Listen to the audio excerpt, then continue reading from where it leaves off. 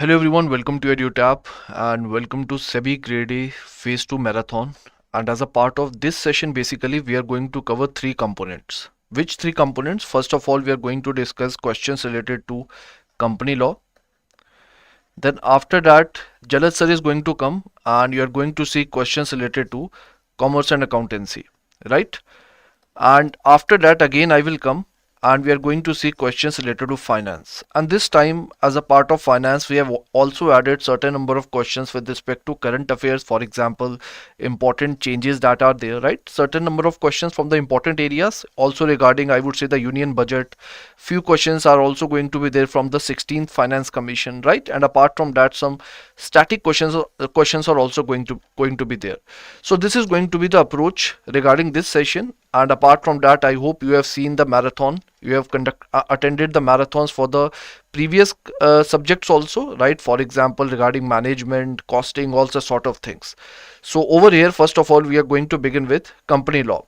Now, those of you who are going to attend this marathon for the first time with EduTap, let me tell you that before this, we have conducted other marathon sessions also, right? Regarding SEBI Grade A. So you can go through those marathon sessions also. The videos are already there as a part of our YouTube channel, and basically you can go through it and they are also going to be helpful for you. So let us begin. Let us begin with the question number 1. So the question number 1 is, under section 56 of the Companies Act 2013, a company is required to deliver share certificates after allotment within what time period? As per section 56 of the Company Act, a company is required to deliver share certificates after allotment within what time period?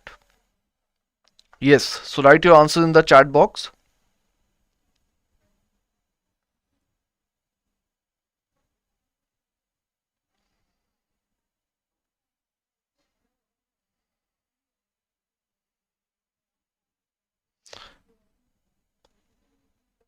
Yes, very good. So the correct answer to this question is going to be 2 months, right? So basically for allotment of shares, the time limit is 2 months from the date of allotment, right? So B is going to be the correct answer to this question. Now moving on to question number 2. What is the maximum limit for buyback of equity shares by a company in any financial year as per Company Act? What is the maximum limit for buyback of equity shares by a company in any financial year as per the Company Act 2013?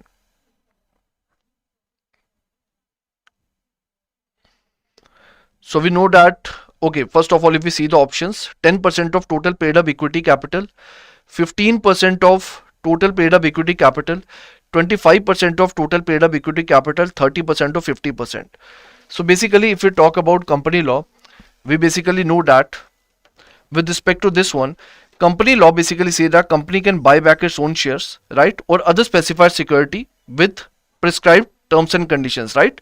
The limitations and the conditions that are there. Now, if we talk about, the question is asking about the maximum limit as a part of it. So basically the maximum limit is 25%. The 25% of aggregate paid up capital in free reserve, right, which is the total paid up equity capital. So C is going to be the correct answer to this question. Now moving on to question number 3. As per section 124 of the Company Act, if the dividend has been declared but remains unpaid or unclaimed for 30 days, within what time period must the company transfer the amount to the unpaid dividend account? So if a dividend has been declared but remains unpaid or unclaimed for 30 days, within what time period must the company transfer the amount to the unpaid dividend account? Question number 3.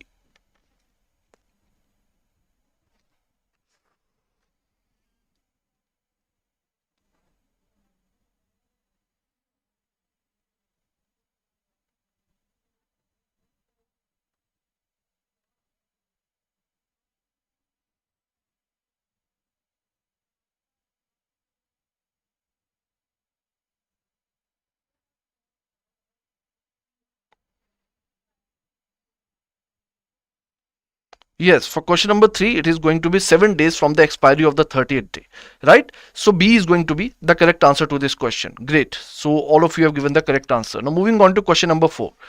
Under Section 142 of the Company Act 2013, the remuneration of the auditor of a company shall be fixed by whom?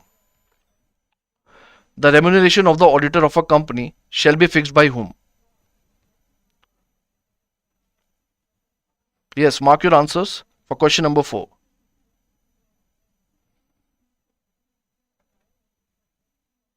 Option A, the board of directors. Option B, the audit committee.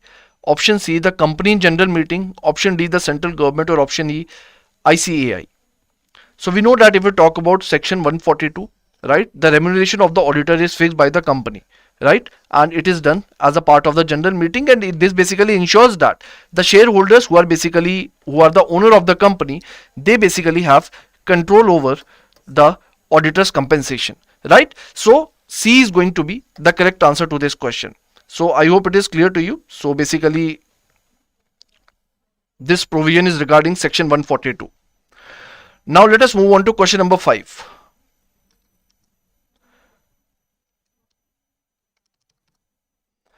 A company wants to declare a final dividend for the financial year. However, it has incurred a loss in the current year and plans to use its free reserves. As per section 123 of the Company Act, which of the following statement related to three preceding rules is correct? So a company wants to declare a dividend for the financial year, however it has incurred a loss in the current year and plans to use its free reserves. As per section 123 of the Company Act, which of the following statements related to three preceding years rules is correct? So option A, the balance of reserves after withdrawal can fall to 10% of the paid up share capital.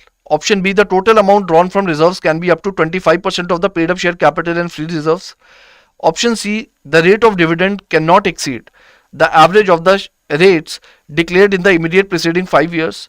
Option D, the rate of dividend declared shall not exceed the average of the rates at which the dividend was declared in its immediately preceding 3 years. And option E, the rule is applicable even if the company has not declared any dividend in any of the preceding financial years. So question number 5.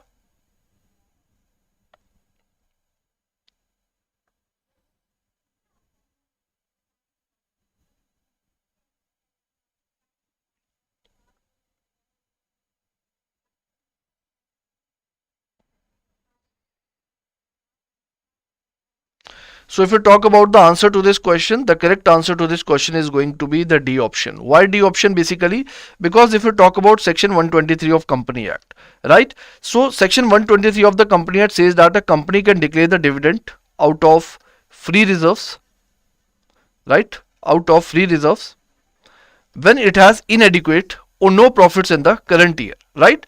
And these are different kind of, I would say, safeguards that are there with respect to it. And over here, if you talk about three preceding years, right, if you talk about three preceding years basically reflect that when the dividend is declared from 3 years, right, when the dividend is declared from free reserves, and the rate of dividend in the current year must not exceed the average rate of which the dividends were declared in the immediately preceding 3 financial years, right? So D is going to be the correct answer to this question. Why A is not correct? Because it is not 10%, it is basically 15%, right? And I would say withdrawal limit is also, I would say it is 10%, not 25%. So here these two options can be eliminated easily. So D is going to be the correct answer to this question, right? Now moving on to question number 6. Under section 139 of the Company Act 2030, relating to the appointment of the first auditor of a non-government company, what is the correct procedural hierarchy if the board of directors fail to appoint the auditor within initial 30-day period?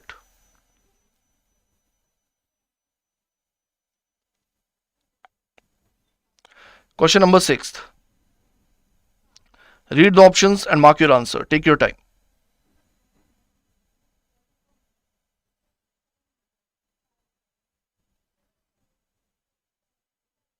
If the board of directors fail to appoint the auditor within the initial 30-day period.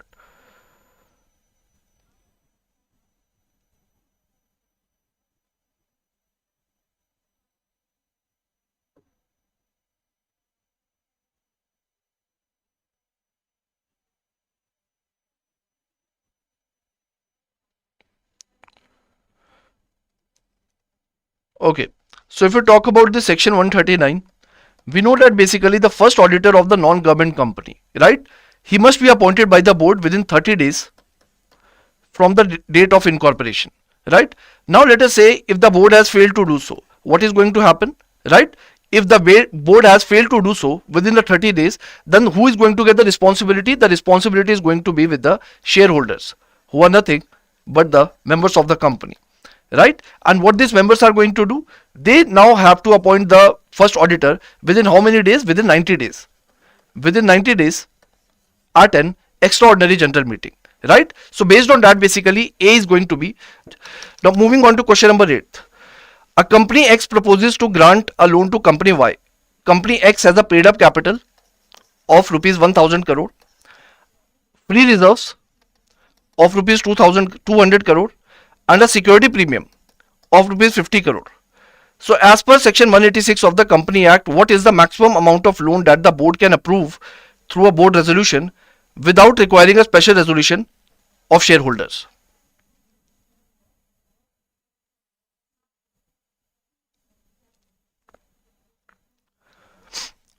So company X proposes to grant a loan to company Y. Company X has a paid up share capital of 100 crore, free reserves of 200 crore, and security premium of 50 crore. So as per section 186, what is the maximum amount of loan that the board can approve through a board resolution without requiring a special resolution?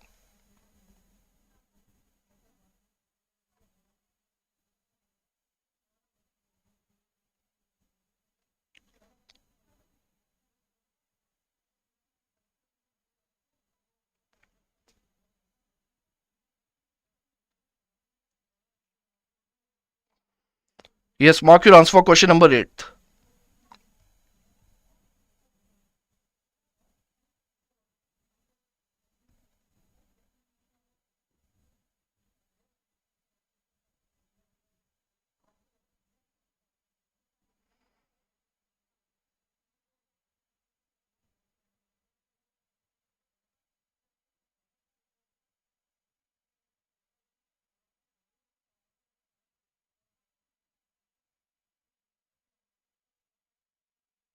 So if you talk about company law, basically the board can approve loan and investment up to higher limit with respect to two of these criteria, right? If any of these criteria is fulfilled, right, whichever is higher in this case.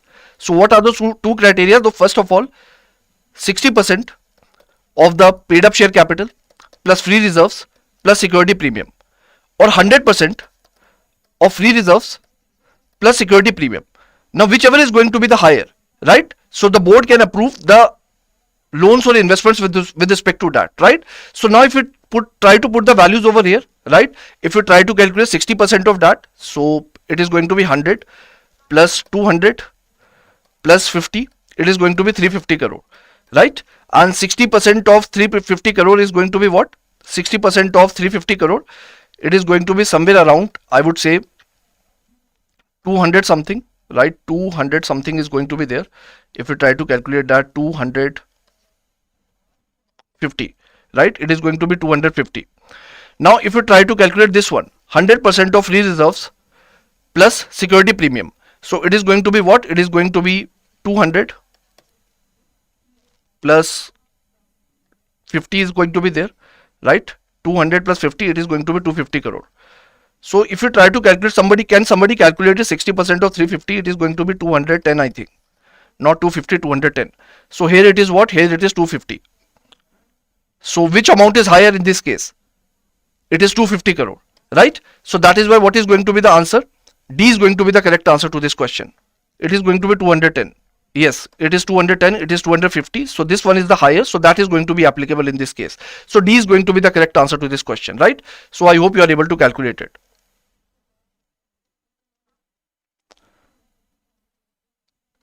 Now let us move on to question number 9.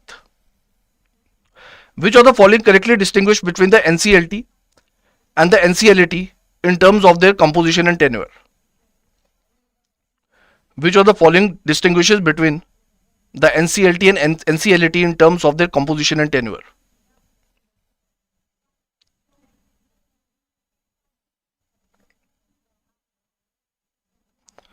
So NCLT is judicial body, whereas NCLT is administrative body. The president of the NCLT retires at the age of 70, while the chairperson of the NCLT retires at the age of 67. The president of the NCLT must have been a judge of the High Court for at least 5 years, while the chairperson of the NCLT must have been the judge of Supreme Court or the Chief Justice of a High Court. Technical member of NCLT requires 15 years of experience, while technical member of NCLT requires 10 years of experience. NCLT members are appointed for 3 years, whereas NCLT members are appointed for 5 years. So mark your answers. Which of the following correctly distinguishes? For question number 9th.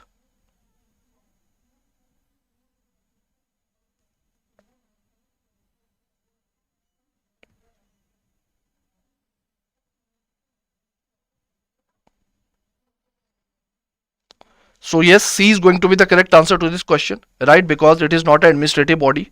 Both are basically judicial, or you can say quasi-judicial bodies, right? And if you talk about point number B, this is also incorrect because for both of them, it is 67 years only, right? So C is going to be the correct answer to this question. Now moving on to question number 10th. A financial institution has filed a shelf prospectus. After 6 months, it plans to make a second offer of securities. As per section 31 of the Company Act 2013, which of the following is a mandatory requirement for this second offer? So the company must obtain fresh permission from the stock exchange for the new issue, an information memorandum detailing all the material changes in the financial position must be filed, the validity of the shelf prospectus must be extended by another year, a fresh full prospectus must be filed with the registrar of companies, a red herring prospectus must be issued to determine the price of the second offer. So question number 10th, what is going to be the answer to this question?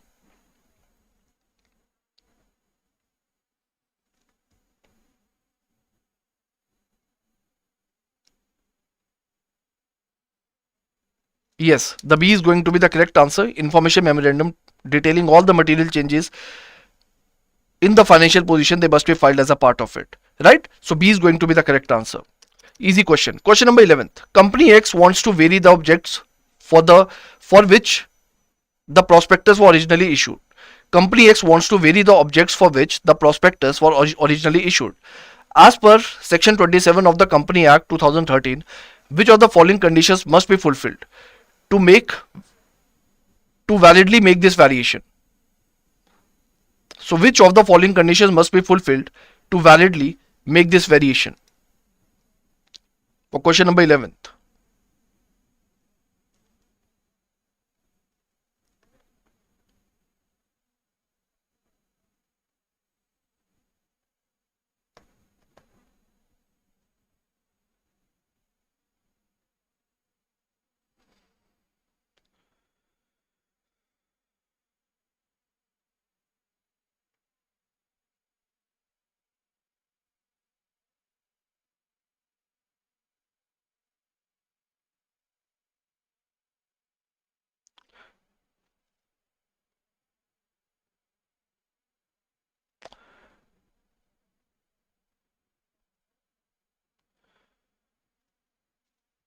So basically, if you talk about company law, right? So if a company has raised money through public, right, and and if it wants to vary the objects of the prospectus, so it basically has to fulfill two conditions. The first condition is that first of all, special resolution in a general meeting shall be passed, and the second is that it shall publish the details of the resolution in at least two newspapers, right? One newspaper should be in English, and the second one should be in vernacular language, right?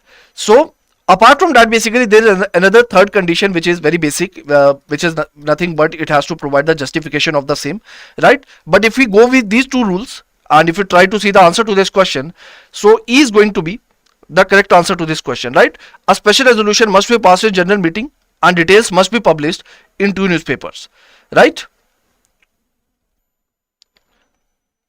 So I can see different answers in the chat box. I just opened the chat box. Okay. Somebody is saying C. C is not the answer. The ordinary resolution is not sufficient. There has to be special resolution. Somebody has written B also. Tribunal prior approval is not required. E is going to be the correct answer to this question, right? Moving on to question number 12. In case of variation of rights attached to particular class of shares under section 48 of the Company Act, what remedy is available to shareholders who do not consent to this variation? In case of variation of rights attached to a particular class of shares under section 48 of the Companies Act, what remedy is available to shareholders who do not consent to the variation? Yes, mark your answers for question number 12.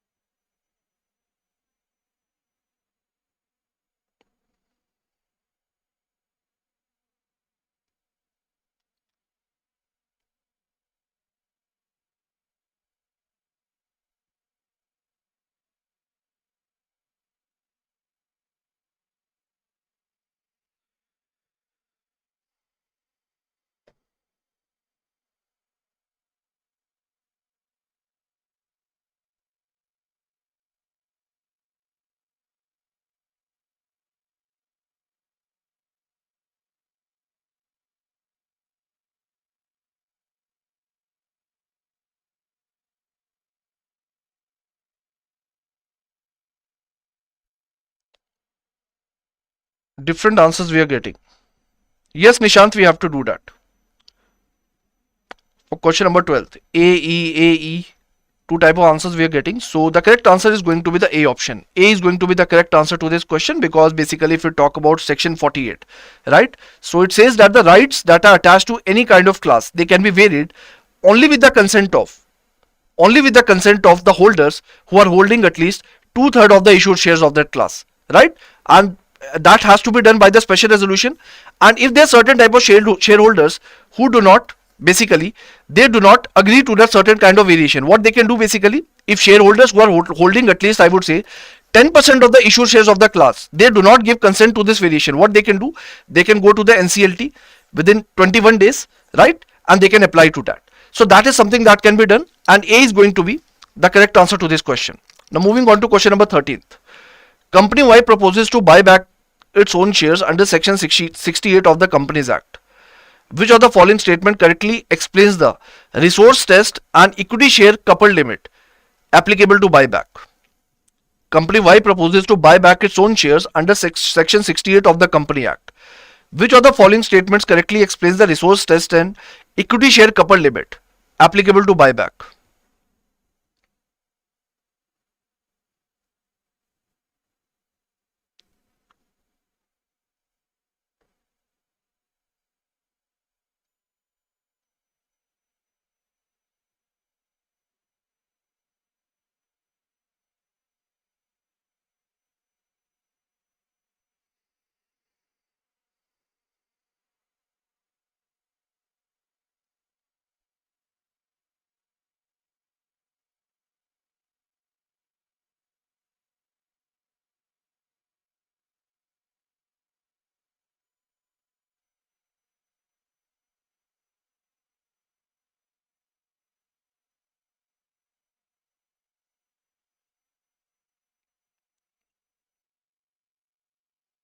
Yes, for question number 13, E is going to be the correct answer to this question. Why E is going to be the correct answer? If you see option number 1. Option A says that buyback can be funded using capital redemption reserve to maintain its capital structure. This is incorrect, because capital redemption reserve is created after the buyback, right? So that cannot be the answer to this question. Then after buyback, the ratio of the aggregate of secured and unsecured debts owed by the company to the paid up capital and free reserves must be 3:1. So this is wrong. This is not 3:1. This should be 2:1. तो ये भी गलत है बिल्कुल. Then the buyback must not exceed 10% of its total capital and free reserves in any financial year. This is also not true. Then the company can buy back 25% of its total shares even if it has defaulted in repayment of mature deposits. तो defaulted वाला case नहीं चलेगा, because basically 10% applies only to, because basically if the company has defaulted, it cannot undertake the buyback, right? So E is going to be the correct answer to this question, which says that the buyback of equity shares in any financial years shall not exceed 25% of its total paid up equity capital. This is true, right? Now moving on to question number 14th. If a company has adequate or no profits in a financial year and intends to declare dividend out of its reserves, what conditions relating to the rate of dividend must be compiled with under section 123 of the Company Act? If a company has inadequate or no profits in a financial year and intends to declare dividend out of its free reserves, then what condition related to the rate of dividends must be complied under the section 123 of the Company Act?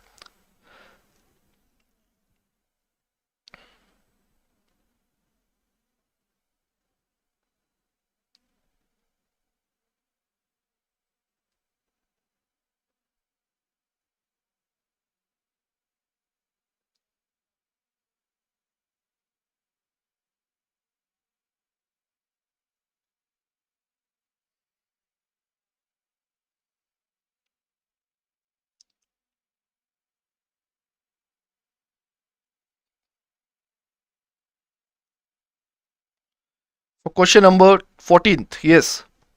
Yes. So everybody has given the correct answer. Yes, B is going to be the correct answer to this question, right? The rate shall not exceed the average of the rates at which the dividend was declared even in the immediately preceding 3 years, right? So B is going to be the correct answer. And this is a very easy question, I would say. No such detailed explanation is required. Now, question number 15th. A company declares a dividend on 1st of June. If the dividend remains unpaid or unclaimed, by what date must the company transfer the amount to the unpaid dividend account as per the Company Act 2013?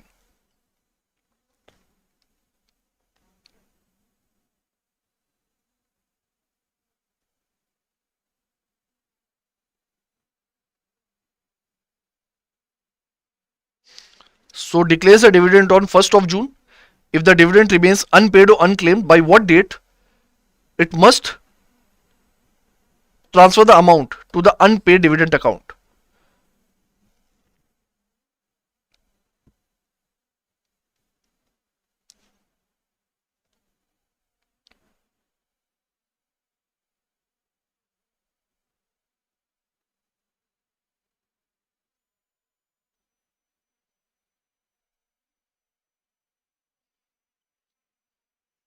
So basically, when the company declares a dividend, right?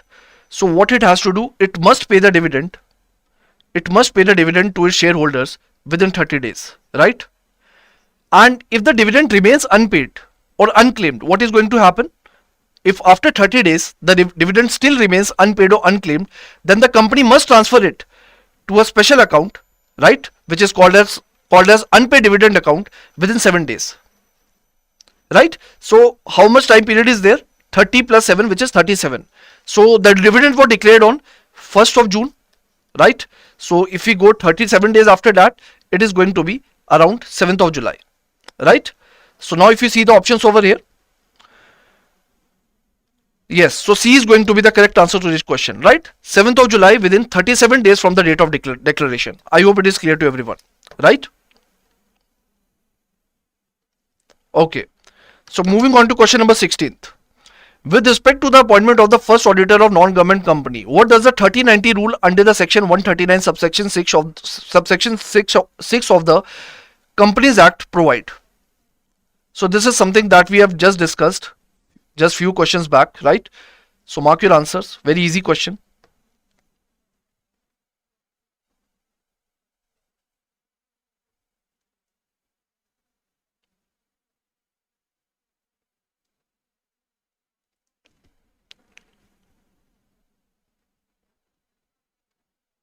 So just now I told you that the board has to approve the auditor within 30 days, and failing with, the members or the shareholders are going to approve it within 90 days at the extraordinary general meeting, right? So B is going to be the correct answer to this question. Question number 17. The tribunal at any time within dash from the date of the order, with a view to rectifying any mistake apparent from the record, amend any order passed by it, and shall make such amendment if the mistake is brought to its notice by the parties.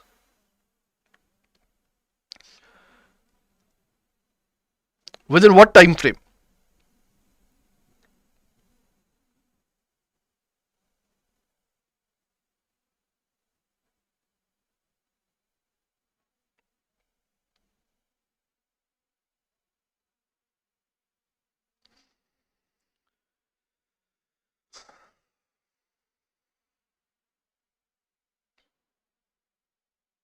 Yes, for question number 17, B is going to be the correct answer to this question, right? Because a tribunal, what it can do, it may rectify any mistake, right, apparent from the record within 2 years, right? And regarding this, I would say it can do it either on a suo motu basis, or I would say on an application by any of the parties to the proceedings, right? So basically, B is going to be the correct answer to this question.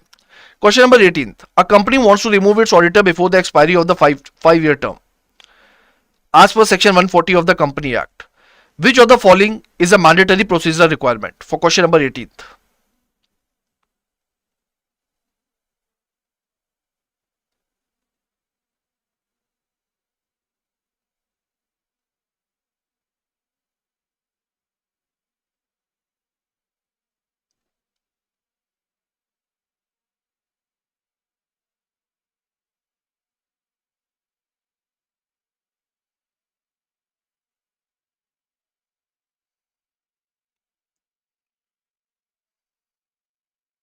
Yes, so if you talk about section 140, the point is that basically over here the company, with respect to the removal, the company has to follow some mandatory procedure, which basically includes, first of all, the company has to obtain the prior approval from the central government, right? And it needs to pass special resolution in a general meeting, right? After such an approval has been passed, right? And apart from that, it also has to give the reasonable opportunity, it has to give the auditor the reasonable opportunity to be heard, right? So based on that, basically, if you see the options, so D is going to be the correct answer to this question, right? So let us move on to the next one, which is question number 19.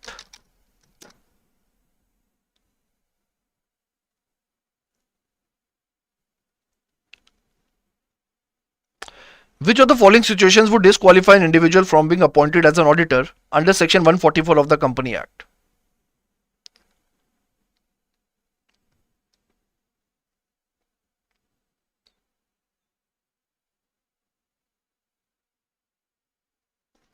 Yes. So for the question number 19th, the correct answer is going to be what?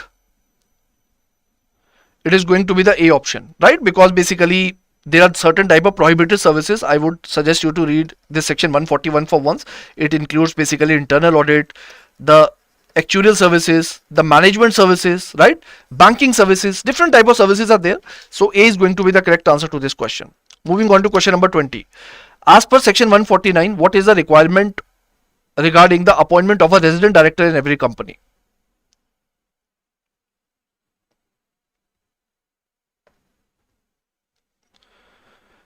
What is the requirement regarding resident director in every company? Question number 20.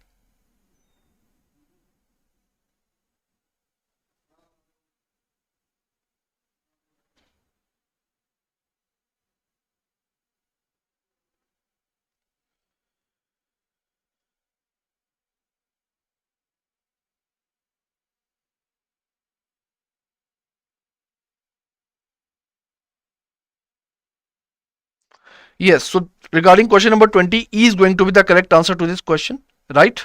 So a resident director is defined as a director who has stayed in India for a period of not less than 182 days, right? During the financial year. So E is going to be the correct answer to this question. Moving on to question number 21. Under section 161 of the Company Act, when a board of director appoints an additional director, when does the term of such director expires?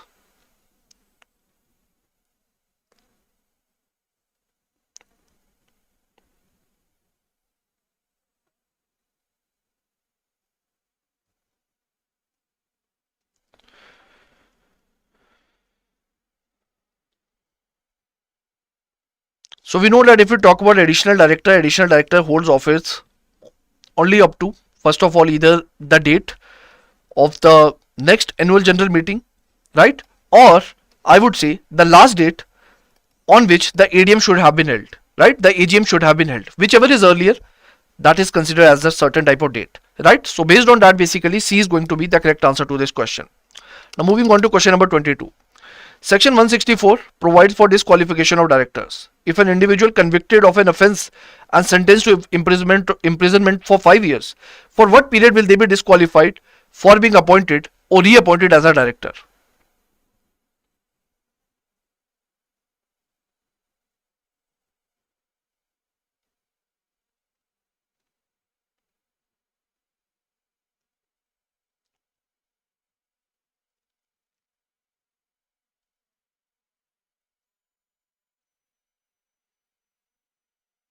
For what period will they be disqualified for being appointed or reappointed as a director?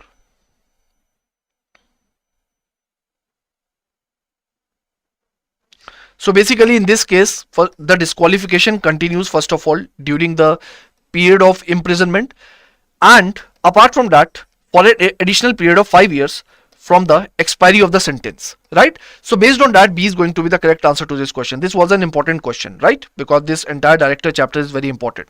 So moving on to question number 23. As per section 173, what is the maximum permissible time gap allowed between two consecutive meetings of the board of directors?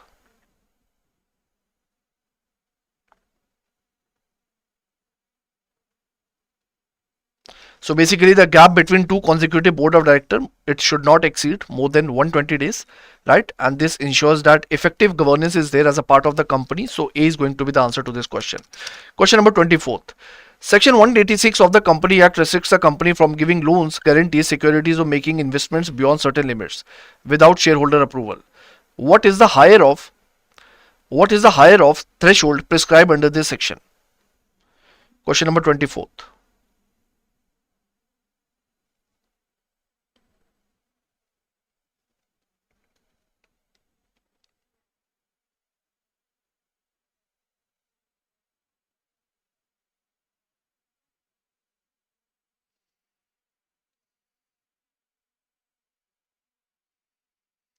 So yes, the correct answer to this question is going to the B1, which is 60% of its paid up share capital, free reserves and security premiums, or 100% of its free reserves and security premium, right? So pretty much factual. B is going to be the correct answer to this question. Question number 25th. Under section 188 of the Company Act, what is the 3-month ratification rule in relation to related party transactions?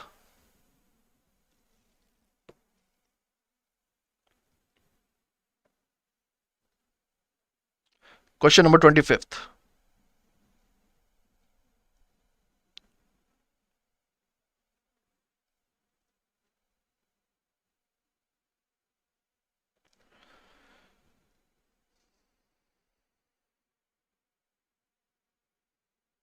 Yes, so if you talk about section 188, so if you talk about this 3-month ratification rule, so the related party transaction, if it is entered without the prior approval, right, so it becomes automatically void, right? So company has the option to ratify the transaction by the board or by the shareholders if required within 3 months from the date of the transaction, right? So based on that, I would say A is going to be the correct answer to this question, because transaction entered without prior consent can be ratified by the board or shareholder within 3 months, right, as per section 188.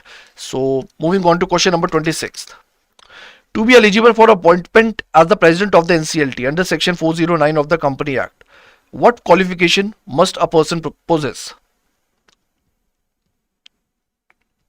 Yes, mark your answers. Question number 26.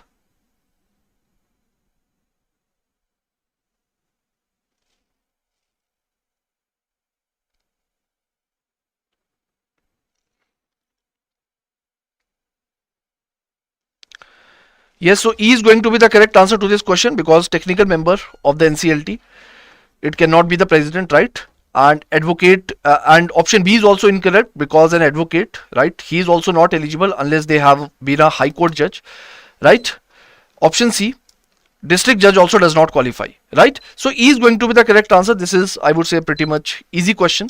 Question number 27. In case of casual vacancy of an auditor in a non-government company arising due to resignation, what is the role of the shareholders under the Company Act?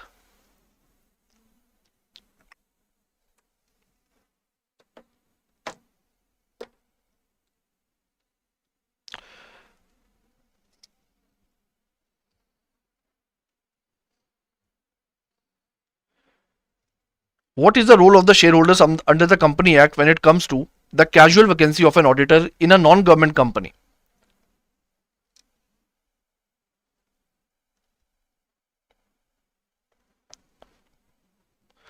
So option A, the board fills the vacancy and no shareholder approval is required, right? So this is incorrect, because shareholder approval is something that is mandatory in this case.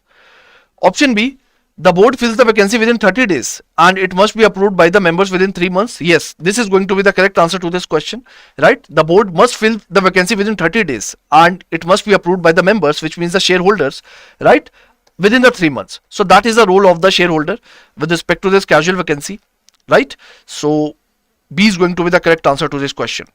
Question number 28. With reference to secretarial audit of the Company Act, with reference to the secretarial audit, section 143 of the Company Act provides which of the following?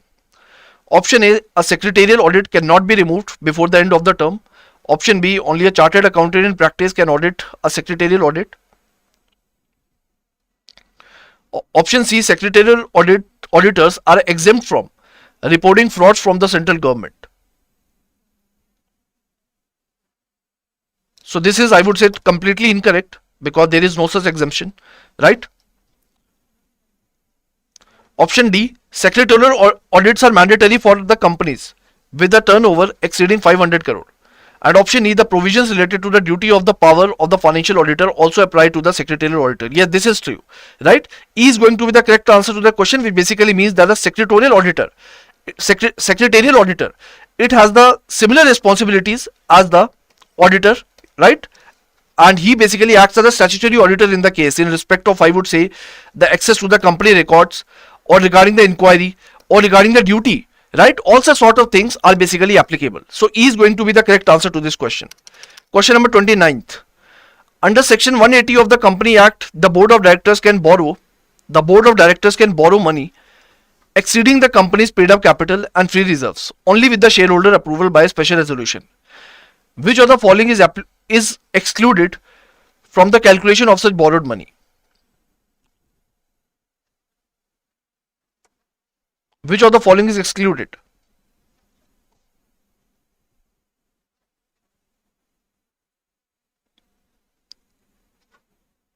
For question number 29th, mark your answers.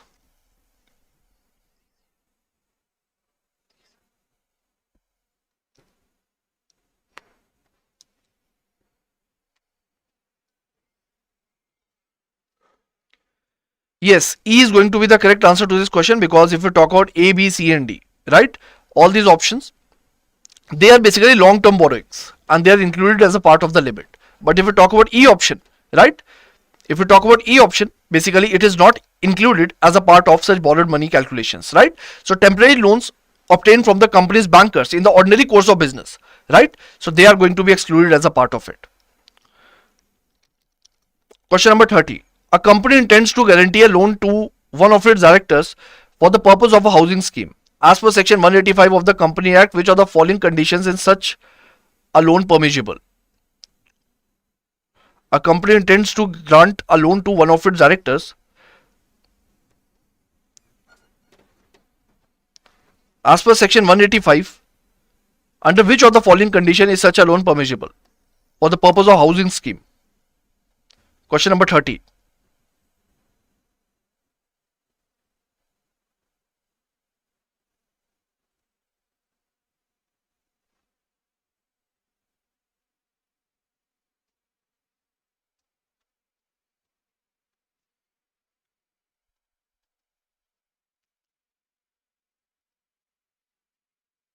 So basically, if you talk about a company, right, a company generally prohibited from granting loans directly or indirectly to its directors, right, or the directors of its holding company or any kind of partners, right? But there is an exception over here, and the exception is regarding the employees, right? And these employees include the director also as a part of the company, right? So based on that, basically, A is going to be the correct answer to this question. The loan is a part of conditions or services extended to all employees. So in this case, basically, the loan can be this loan can be granted as a part of it, right? So that is why A is going to be the correct answer to this question.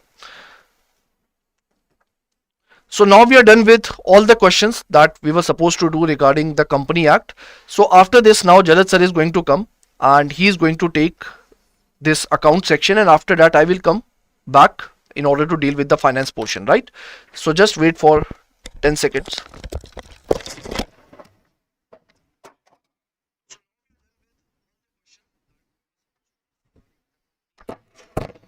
Now Jalad sir is going to come and he is going to take this account section, and after that I will come in order to deal with the finance portion, right? So just wait for 10 seconds.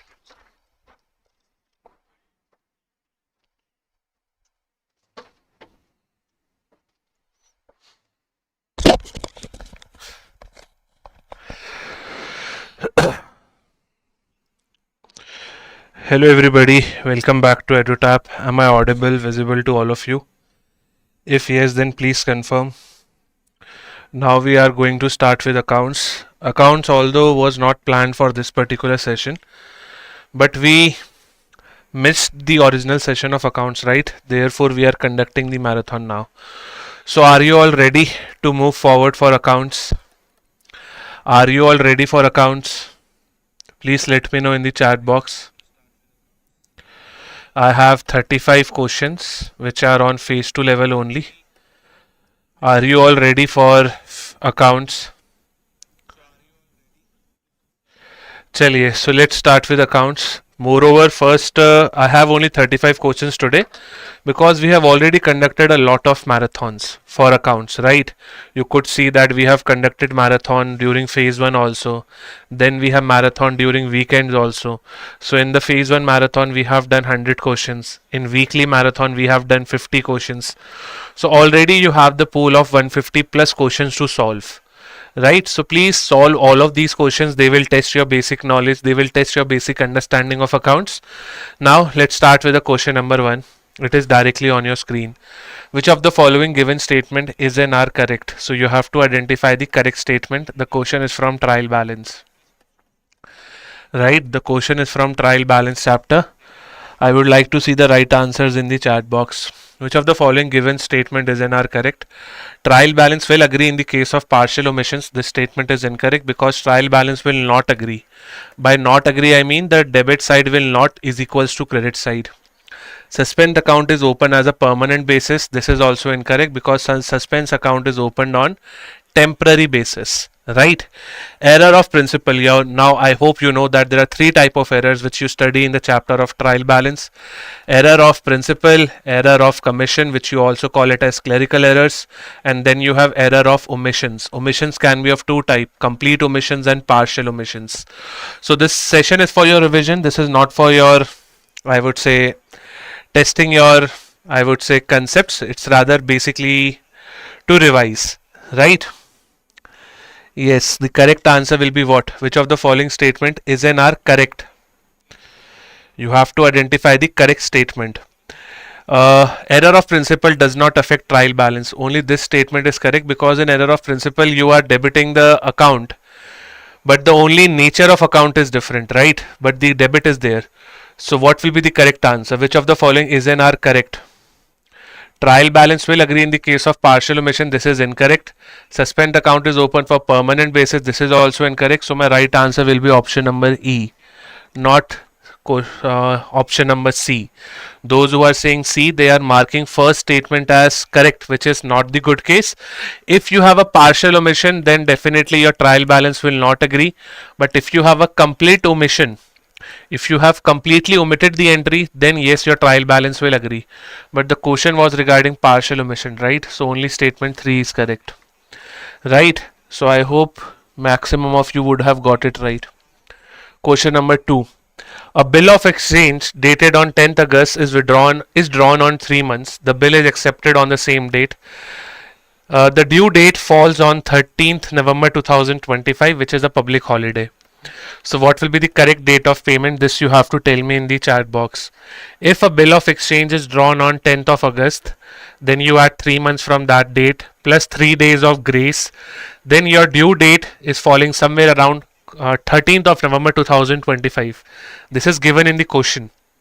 But if 13th November is your public holiday, then what will be the correct date of payment? Those who are saying the correct answer is option number C, 12th of November. If it's a public holiday, then it's a preceding day, but it's a, like, if it's a sudden holiday, like a kind of an holiday which was not expected, then it will be the following day. So it will be preceding day, right? So answer will be option number C. But due to it's a public holiday, the bill will be payable on the preceding day, which is 12th November. I can see many of you are going for B. If it's a public holiday, then it's a day before. But if it's a sudden holiday, emergency holiday, then it's a day following that. Or it's like next day. Working day, I mean. Okay. So the correct answer over here will be option number C, not option number B. Question number 3 now. Question number 3. Let's start with the discussions for question number 3, which is a numerical in this particular case. Calculate profit before taxes. You have to calculate profit before taxes for this particular question. So please take your pen and paper out and try to solve the questions. I hope I will get all the correct answers today, because now the time for revision is also very less, and I hope you would have completed all the different chapters of accounts. Yes, so what will be the right answer?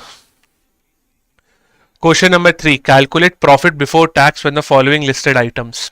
So gross profit is directly given to you, which is 5 lakhs, right? And sales and COGS is also given, but we are directly given the figure of gross profit. Now, if we have to calculate profit before tax, first we need EBIT, which is your earning before interest and taxes. So from gross profit, you will reduce your operating expenses, which is 2,50,000. So your earning before interest and taxes will be 2,50,000 only. Right, so this is my operating profit, which we also call it as EBIT. Now from EBIT to PBT, you will do the treatment of non-operating incomes and non-operating expenses. So if you see income from the sale of asset, loss by fire, interest received on investment. So income will be 10 plus 80, which is 90,000, minus 20,000, right? Because loss by fire is your loss. So net you have to add 70,000 to the figure of EBIT. So if you add 70,000 to 2,50,000, it will be 3,20,000. So my profit before taxes will be option number E, which is 3,20,000. I hope maximum of you would have got it correct. The correct answer will be option number E. And yes, if this question comes in your exam, then I will rate it as moderate, not easy, not tough also. So if you are going to attempt your paper, then I will request you to solve this particular question in one go. Like, do not keep it for later, because this is a moderate question. Chaliye, the correct answer was 3,20,000. I hope maximum of you would have got it correct. Question number 4, again taken from the chapter of income statement. Calculate gross profit and EBIT. In this case, you have to calculate gross profit and EBIT both from the books of Rajiv Sons for the year ended 31st March 2017. Okay, so over here you have to do the calculations. For calculating gross profit, you need sales and you need COGS. Sales, if I'm not wrong, is directly given to you as 11 lakh. So your net sales will be 11 lakh. COGS is not directly given to you. You have to do the calculation for that. COGS is what? Opening stock plus your purchases plus your direct expenses minus closing stock. Opening stock is given to me as 50,000. Net purchases is given to me as 6 lakh plus direct expenses is given to me as 60,000 minus my closing stock, which is given to me as 70,000. So do this calculation, you will get your COGS figure also. I will also open my calculator, and in the exam you are allowed to use calculator, but that calculator will be very tough. So I will advise you to do your calculation manually. But I am using calculator because I have to run the session also, right? You have time, so you can use it. So my opening stock was 50,000. My net purchases was 6 lakh. My direct expenses is 60,000 minus my closing stock, which is 70,000, which will be 6,40,000. If you do the calculation, your gross profit will come out as what? Your gross profit will come out as what? 4,60,000, right? Now in the option, I can see that only one option is giving me 4,60,000 as a gross profit, which will be option number D itself. Which will be option number D. Right? Now we also have to calculate EBIT. For EBIT, you have to take operating expenses, not operating incomes. Operating expenses. So you can say administrative expenses is your operating expense. Selling and distribution will be there. Loss by fire, this will not be included because this is non-operating expense. So if you do 45 plus 65, which will be your 110. And if you reduce it from 460, you will get your operating profit as 3,50,000. You will get your operating profit as 3,50,000, which we are also getting if you do the basic mathematics, right? So the correct answer will be option number D. Now I will rate this question still as moderate because this is not tough. Why we are ignoring loss due to fire? Because this is my non-operating expense. This I will take only for the calculation of profit before taxes or for net profit. But in the question is asking you to calculate till EBIT only, right? So the correct answer will be option number D. Question number 5. Now see, certain questions are very easy. So when you see any easy question, try to do it under less than 30 seconds, or at most you can do it under 1 minute 30 seconds. Chaliye, I will be waiting for answers of question number 5. Question number 5 gives you the particulars and amount. You have been given gross sales of 50 lakh. Sales return is given to you as 150. Discounts given is given to you as 250. You have to calculate net sales. Net sales is your final sales, right? So 50 lakh is gross, right? Out of which I have to reduce sales return because this return has come into my business, right? It's not sales anymore for me. Plus I am giving discounts also, which will not be counted under my sales figure. So I will reduce this from 50 lakh. So it will be what? 4 lakh, right? So this is 4 lakh. 4 lakh minus 50,000 will be what? 46 lakhs. So my gross sales will be 46 lakh. The answer will be option number D. The answer will be option number D. Now the only hint which I want to give you over here is that this is an easy question. Some students will go crazy, like they will apply the formulas and whatnot. But stick to the basics. When the question is easy, try to do it as quickly as possible. Question number 46. Question number 6, not 46, my bad. ABC Corporation has done the following balances in the balance sheet. So they have total assets, they have total liabilities, and reserves and surplus is also given as 1 lakh. What will be the total shareholder equity of ABC Corporation? Now this question looks easy, but there is a trick in it. Let's see how many of you will be able to give me the right answer. Total of assets. Now you know balance sheet equation, right? What is balance sheet equation? Balance sheet equation is your assets is equals to liabilities plus capital. Asset in this case is what, my friend? 5 lakh. Liabilities is given to you as 250. Now simply you do the mathematics, take your LHS to the RHS, and your answer of capital will come out as what? 2,50,000. But they have also given reserves and surplus. Now will you reduce reserve and surplus from this number? Will you add it, or what you will do? Please let me know your answers in the chat box. Please do let me know your answers in the chat box. Pratiksha is going with D, or like I will request you to please write the question number then answer. Right? Please mention the question number and then answer. Please mention the question number and then answer. Harshal is saying minus. Pratiksha is saying 2,50,000 only. 6D. Yes, we will do nothing. This will be my answer, 2,50,000 only. So my answer will be option number A. Why I am saying this? Listen to it very carefully. When I am calculating my capital,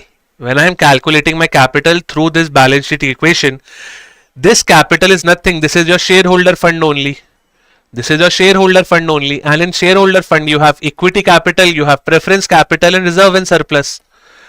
You have equity capital, preference capital, and reserve and surplus. So this number of 1 lakh is already included in this figure of 2,50,000. So you will not reduce it. Why? Because the question is asking you shareholder equity. They are not asking you equity capital. They are asking you the total of shareholder fund. And the total of shareholder fund, just to again let you know, it is equity capital plus preference capital plus your reserves and surplus. So they are asking you the total of this, which you have anyhow calculated through the balance sheet equation. So the correct answer over here will be option number A. Now this question was easy, but it was tricky. Many of you have given the wrong answer because you are overconfident in this question, right? So even when the question is easy, you have to use your mind to address it. So the correct answer will be option number A itself. We will not take 1 lakh, or we will not do any treatment of 1 lakh because it's a part of shareholder fund only. Question number 7. A calculative, very basic question. A company purchased following units of the product. 200 units at cost of rupees 15 1st March, 300 units at a cost of rupees 20 on 15th March, 400 units at a cost of 25 on 30th March. So this is the chronology of the purchase which the company has done. During the first month of March, the company used 400 units. What will be the value of cost of inventory used? They are asking you the value of inventory used. They are not asking you the value of closing stock. Applying FIFO. So if you apply FIFO, then what will you get? If you apply FIFO, then what will you get? FIFO means first in, first out, right? So what did you purchase first will go out first. Simple. So 200 units at 15 each will give me the total cost of 3000, isn't it? And the next batch, which is of 300 units, am I utilizing the full batch? No. I will only utilize 200 units, because previously also I have 200 units, now also 200 units. This will suffice my 400 units, and that's it. Right? So 200 units measured at 20 will give me 4000. So my total cost of inventory will become 7000. So your answer will be option number B.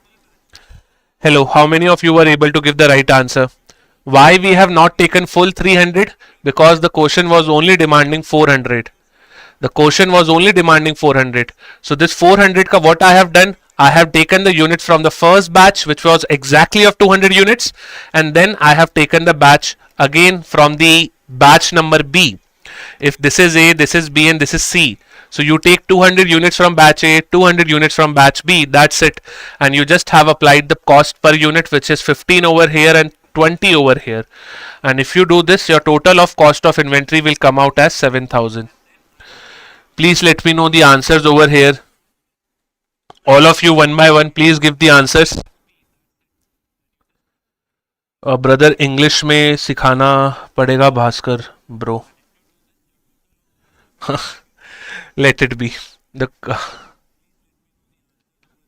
Okay. Okay, Bhaskar, you are troubling other different faculty students also. Please do not make any weird comment on some other students. Question number 8. Question number 8.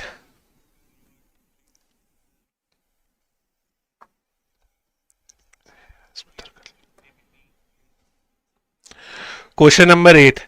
What will be the value of non-current assets? What will be the value of non-current assets? What will be the value of non-current assets? Shareholder equity, non-current liabilities is also given, current liabilities is also given, current assets are also given. What will be the value of non-current assets? Yes, 7000 we have marked, right? आगे बढ़ो उससे. Now, shareholder equity is given to you as 5 lakh, non-current liabilities is given to you as 3 lakh, current liabilities is also given to you. So this is my total of liability side, you can say, because total of liability side is what? Shareholder fund plus non-current liability plus current liability. So this is like 1, 2 and 3. Add them. 5 plus 3, 8. 8 plus 1 lakh 50,000 will be 9 lakh 50,000. Right? So this is my total of liabilities, which will be total of asset side also. Right? So 9 lakh 50 minus 2 lakh, because this is my current assets given to me. Over here you have current assets and fixed assets. I hope you have understood the basic balance sheet format. Right? अगर नहीं समझा तो आप teacher को ही फिर गालियां दोगे, right? So if you just do the basic mathematics, then your answer will come out as 7,50,000. Your fixed assets are basically your non-current assets only. अब ये तो आना ही चाहिए अभी तक. So my answer will be option number D. My answer will be option number D. If you need any extra explanation, then do let me know in the comment box.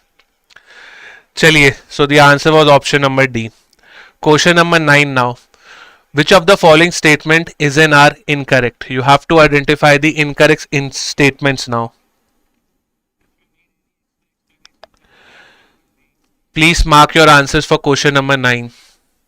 Now this is a statement based question taken from cash flow chapter.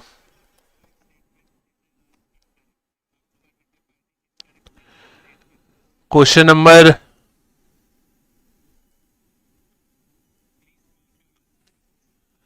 Question number 9. Now in cash flow we have three activities, right? Operating, investing and financing. So do let me know the answer in the chat box. And if you need any extra explanation in Hindi, Marathi, Punjabi, then please let me know.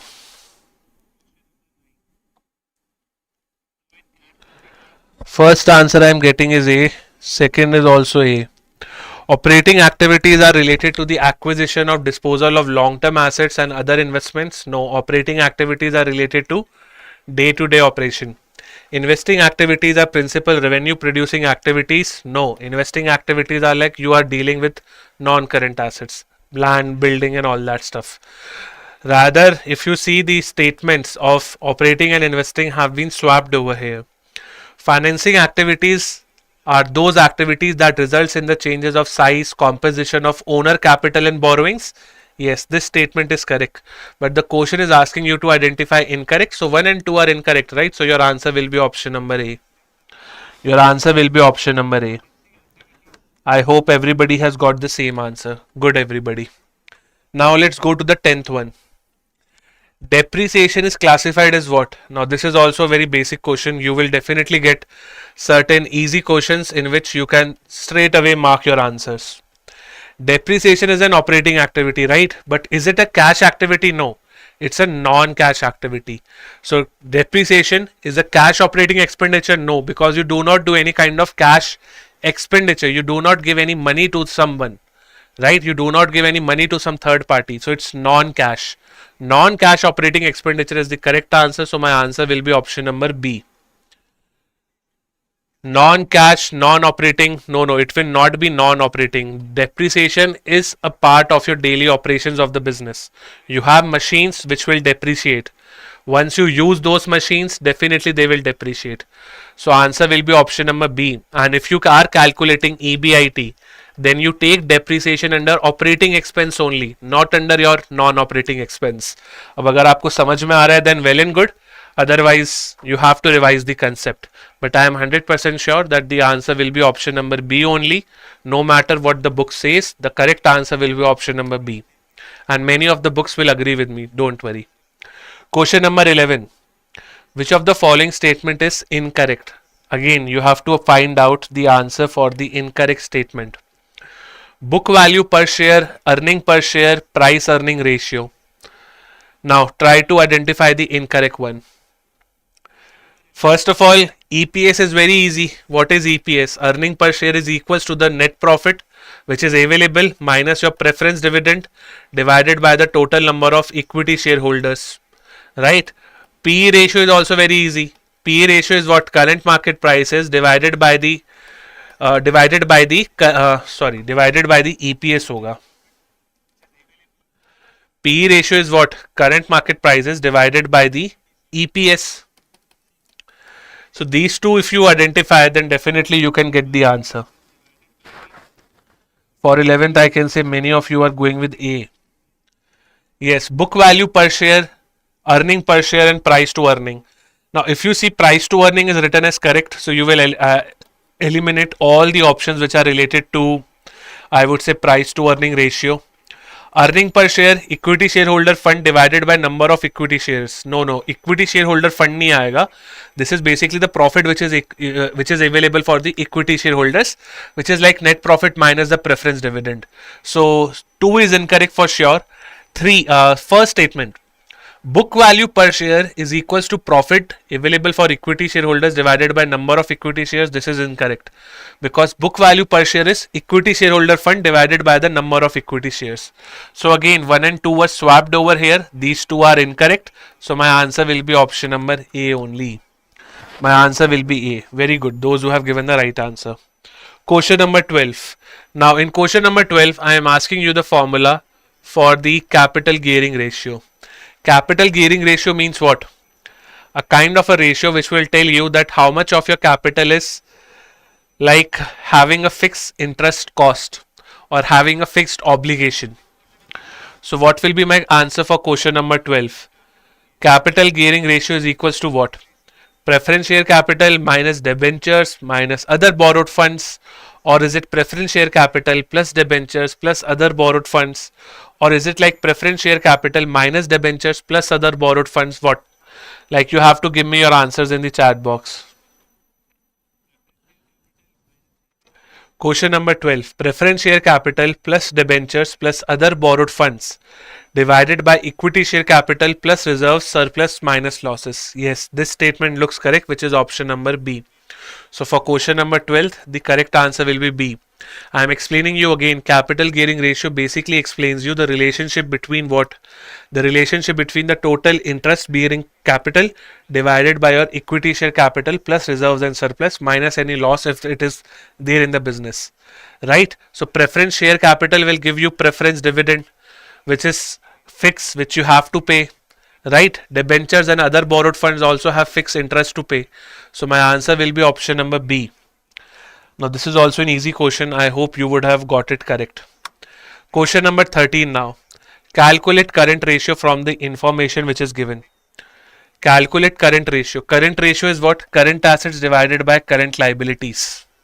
Now in this case, when you are calculating current ratio, please make sure that you understand the particulars which are available. Inventories is 50,000, trade receivable is 50,000, advance tax is 4,000, cash and cash equivalents is 30,000, trade payables is 1 lakh, and short term borrowings is 4,000. Please tell me the right answer. First of all, let's calculate the current assets. Current assets will be inventories 50,000 plus trade receivable, which is basically your debtors, so it is now 1 lakh now. Right, advance tax prepaid expense 4,000 I will add, plus my cash and cash equivalents. Plus my cash and cash equivalents will also come, because this is one of the most liquid cash which you have. If you do the total, it will be what? If you do the total, it will be what? 1,34,000 only, right? Check the mathematics things from your end also. So my numerator is 1,34,000. And my denominator will be current liability. So current liability is trade payables plus your short term borrowing, which is 1,04,000. Now if you do the calculation again, you will get your answers. Please do the calculation. And I will say in such questions you can directly use the calculator which is available on your screen also. 1.28 is coming, which is rounding off to 1.29. So my answer will be option number D. My answer will be option number D. My answer will be option number D. It will be 1.28 something, but we will round it off to the 1.29. Right? 1.29 will be the correct answer. So my answer will be option number D. Is Bhaskar there in the class? Bhaskar, why you are not replying? Chaliye. So answer will be option number D. Question number 14. From the following information, calculate stock turnover ratio. Now this is a good question. This is a good question. Try to answer this question. I will wait for your responses. Till then I will also do my calculation. You only do it first, then I will do it. You have to calculate stock turnover ratio. What will be the answer of this? Stock turnover ratio. Stock turnover ratio is what? COGS divided by the average inventory, isn't it? COGS divided by average inventory. Now average inventory they have directly given to you as 50,000, but how the hell you will get the number of COGS? This is where the real situation is. How the hell you will get COGS? They have given you gross loss ratio and sales also. Now if gross loss ratio is 10% and you calculate your gross profit or your gross loss on the sales only, right? What is your gross profit ratio? Sales divided by net profit into 100. Sorry, sales divided by gross profit into 100. Gross profit ratio is what? Gross profit ratio is gross profit divided by sales into 100, right?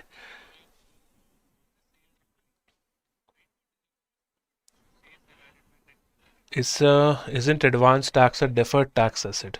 No, advance tax is your prepaid expense. It will be a current asset. Yes. So in this case, sales is given to you as 4 lakh, gross loss is given to you as 10%. So this basically means that your COGS cost will be of what, 4,40,000 only, right? Which has to be above the, I would say, what, sales. Because if your cost is 4,40,000 and your sales is 4 lakh, then your overall COGS will be in loss, which will be of 40,000. The COGS will be in like negative figure, right? Which will be of 40,000. Or rather, I think I am doing one error over here. Let me do it with basic mathematics so that you understand it from the easy sense. COGS निकालना है, तो COGS will be what, 4,40,000 only, right? So you apply 4,40,000 over here. Do the mathematics again. This time it will be 8 times. So my answer will be option number A. Yes, answer will be option number A.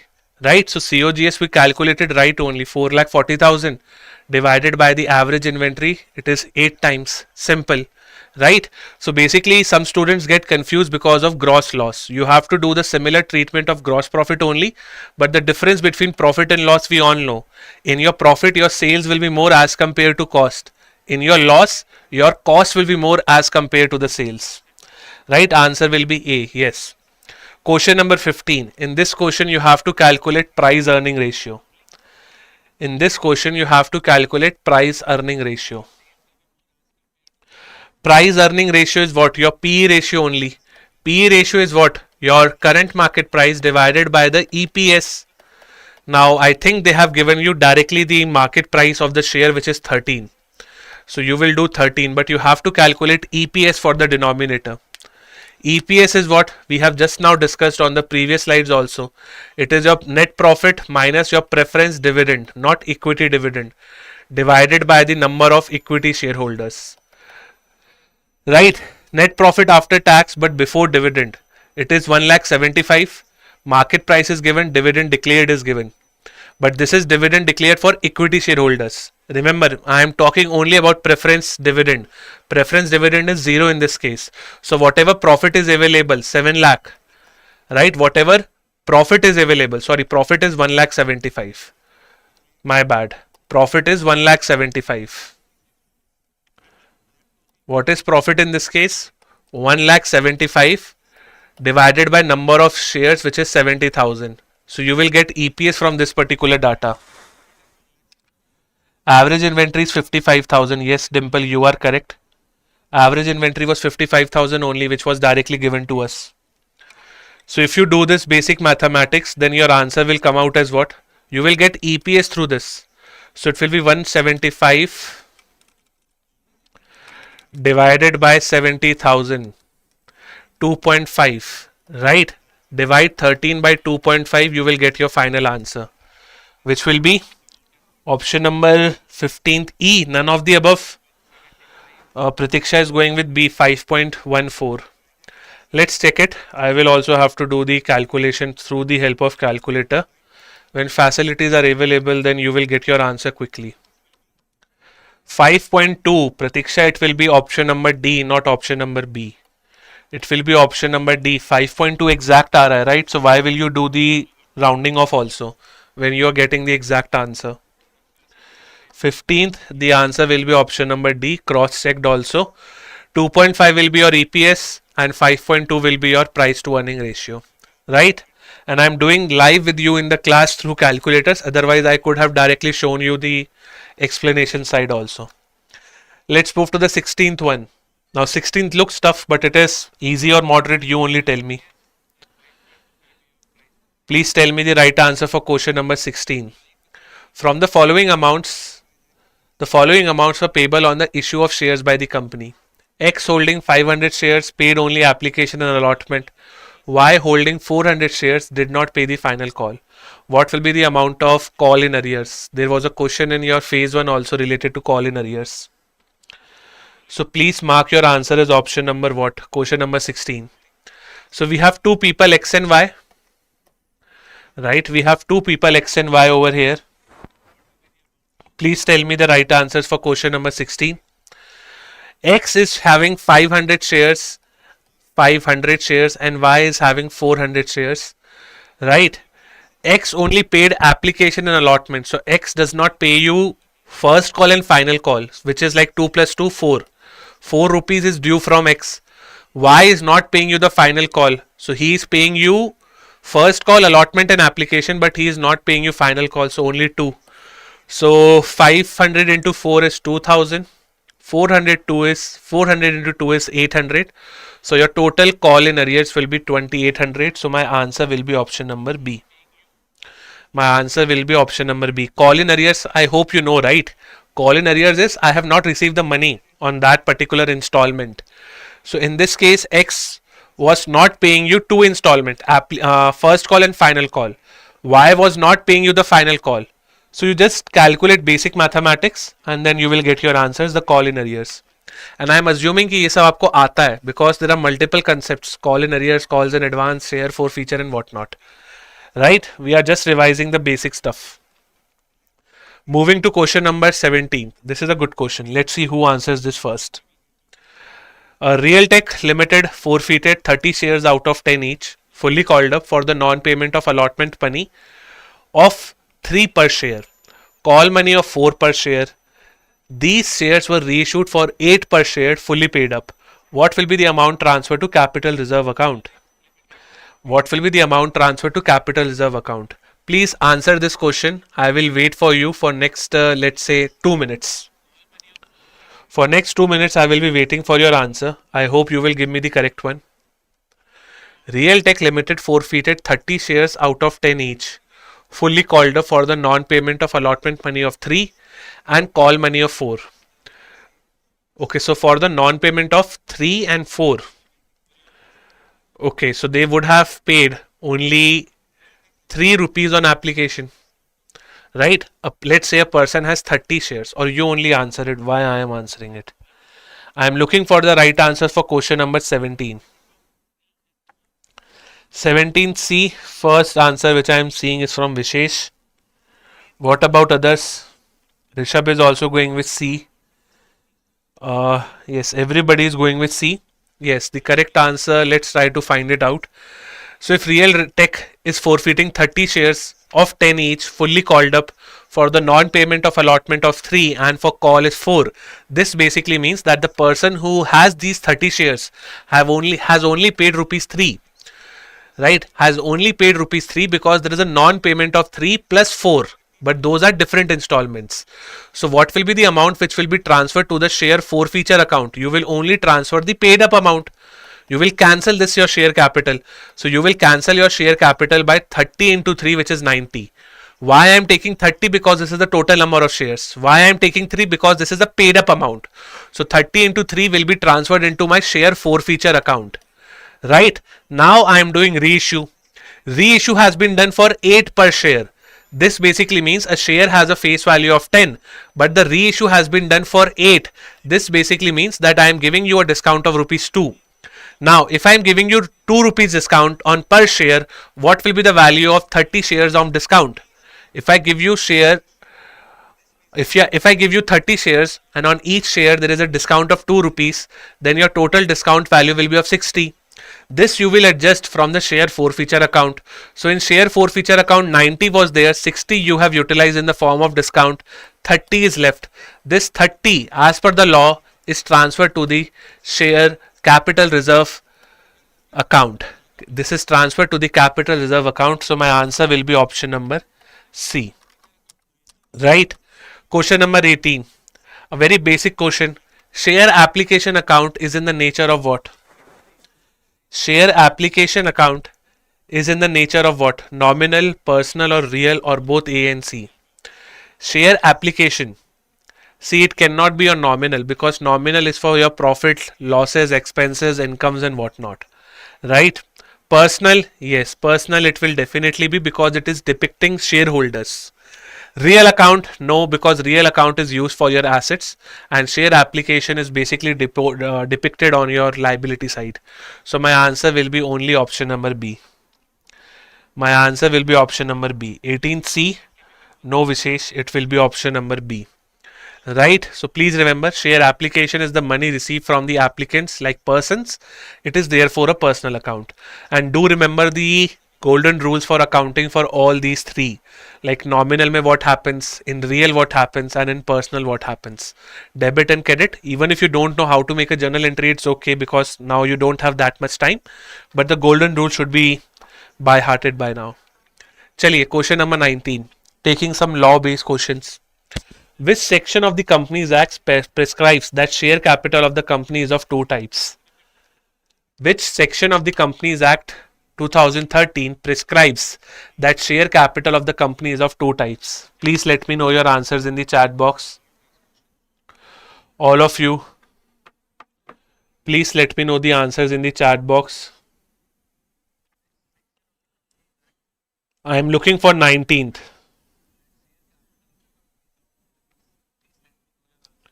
I am looking for 19th. Which section of Companies Act prescribes share capital are of two types? So there are two types, right? Equity capital and preference capital. This is given in section 43 of the Companies Act. So my right answer will be option number B again. Right, very basic. I hope you would have got it correct. Now this question is from your offer of right shares. The shareholder shall be given not less than dash days and not more than dash days to accept the offer for right shares. The shareholder shall be given not less than dash days, not more than dash days to accept the offer of right shares. Now this is again a kind of a fact based question. If you know the answer, then it is a very cakewalk for you. If you don't know, then definitely there will be concerns. The right answer will be option number A. 15 days and 30 days is the limit which is given under the law. So my right answer will be option number A. I hope you would have also got it correct. Chaliye, 21. So there are multiple statements given in 21. You have to identify the correct one. You have to identify the correct one. I will wait for the answers for question number 21. Right of renunciation refers to the right of shareholders to surrender his or her rights. Renunciation of the right is valuable and can be monetized by the existing shareholders. The monetized value available to the existing shareholder due to right issue is known as value of right. So are these three statements correct? Are these not correct? You have to let me know the answers in the chat box. First answer I am getting from Harshal, 21B. Everyone is going with B. Okay, the question was supposed to be easy, but I am getting all the incorrect answer by now. B is not the correct one. Again, try to attempt this question. B is not the correct one. Try to again reattempt the question.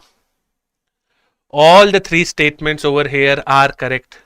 So my right answer will be option number E. My right answer will be option number E. Because all the three statements are correct. If you have studied the chapter of bonus and rights issue, then these statements are not that much tough. Renunciation of rights means what? That you are not accepting your rights, you are cancelling them or you are reselling them in the open market. You can monetize them. Definitely you will earn certain amount of money. At the same time, each shareholder who is monetizing their rights, yes, this is known as value of rights. So all the three statements were correct. So answer will be option number E. I don't know why many people were going for option number B. If you go for B, then you are saying 2 and 3 are correct. But what the hell is wrong with option number 1? What the hell is wrong with statement number 1? Nothing is incorrect over there. So my right answer will be option number E. Right? Question number 22. Again a fact based question which is very popular. If you are not able to answer these questions, then definitely you have to revise accounts one more time. Please let me know your answers for question number 22. According to the Companies Act 2013, the maximum limit for buyback of shares shall be of the dash paid up and free reserves. Please let me know your answers for the question number 22. According to the Companies Act, the maximum limit for buyback is what? Less than 25%. So my answer will be option number A.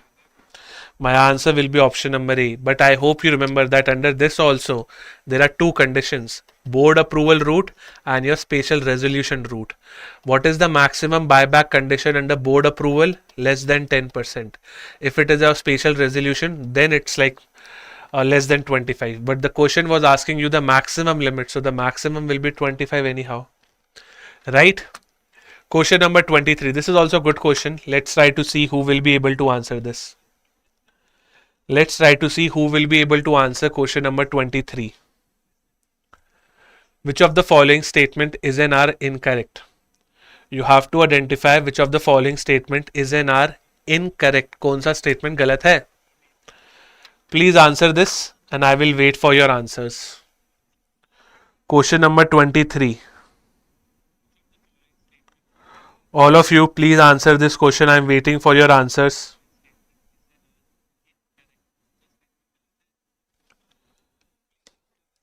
As per Companies Act, the time gap between two buybacks should be 1 year. Every buyback must be completed within 12 months from the date of passing the special resolution. The firm intending to buy back shares must have a declaration of insolvency or of solvency with the registrar and SEBI in the form of SH8. Only 3 is incorrect. Pratiksha, Shrishmat, Avron, all are going with D. Yes, only statement number 3 is incorrect because this is form SH9. This is not SH8. So my correct answer will be option number D. My correct answer will be option number D because only 3 is incorrect. The first 2 were correct and this question was regarding incorrect one. Right? Now let's move to 24. Question number 24. Employee compensation expense account is a liability account. Employee stock option outstanding account is an expense account. Expense accounts at the end of the year are transferred to the profit and loss account. Yes, statement number 3 is correct because expense account, whether it's a nominal account or whether it's an expense account, they are balanced in P&L. Nominal accounts are not shown in balance sheet. Okay, I hope you know because their treatment is done in P&L. So statement 3 is correct. Right, statement 3 is correct straight away. Now the confusion will be in option 1, option A and option D. 24th, employee compensation expense account is an expense account, not a liability. Employee stock option outstanding is a liability. So they again have been swapped. So 1 is incorrect, 2 is incorrect. My answer will be only option 3.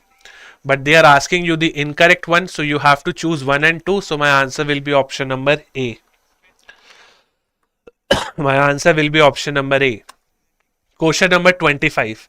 And I will again request you, my friends, to complete the marathons which we have previously done. Because in this marathon, we are just doing some different concepts from multiple chapters. But in my previous marathons, we have covered all the major concepts which you should do. Right? So please solve all the previous marathons which have been conducted on EduTap. That will be a good platform for you to practice. 25. ESOP cannot be issued to permanent employees, whole-time directors, part-time directors, independent directors, or none of the above. Yes, the correct answer will be D. Straight away question, because if you issue ESOPs to the independent director, then they will be no longer independent. Right? They will have certain kind of financial interest in the company. Therefore, the company law says what? That ESOP cannot be given to independent directors. A very easy question. You should be able to answer them in one go. Right? Question number 26. Question number 26 has been taken from your revenue recognition accounting standard. AS9.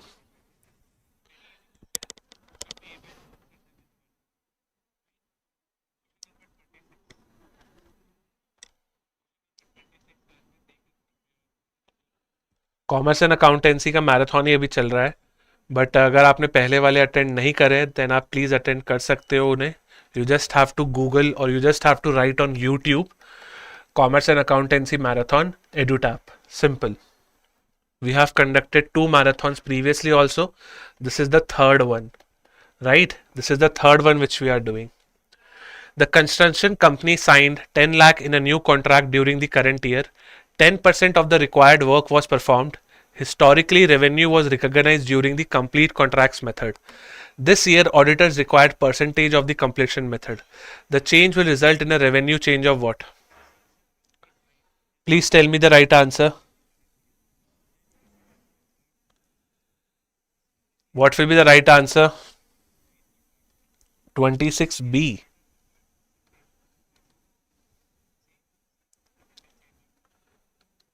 You simply have to apply simple concept over here.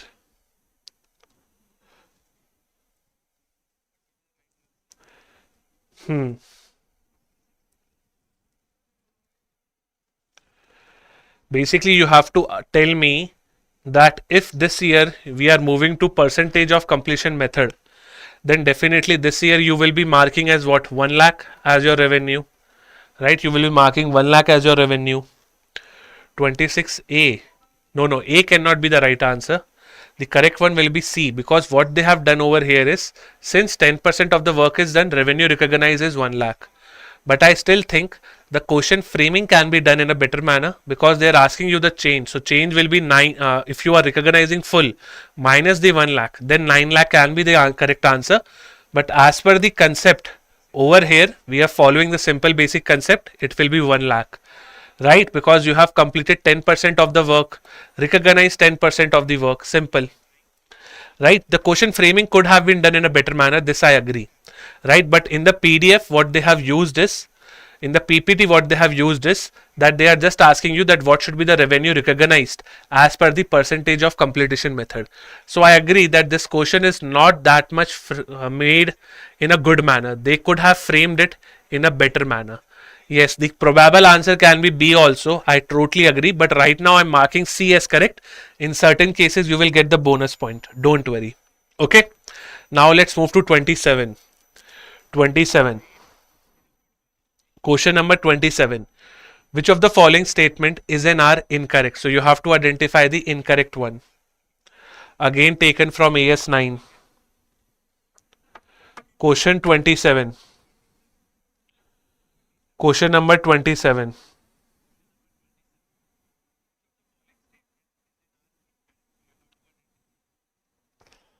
Question number 27. Please answer question number 27. Which of the following statement is an R incorrect? In advertising agency, commission is recognized when contract is signed? No, right? Because signing of contract is different, delivery of performance is different. Right, so you have to perform, then only you will recognize the revenue, right? Because if I sign the contract and if I do not play the match, will I get the money? No, right? Rather I will be penalized for that. In insurance agency, commission is recognized on 1st January.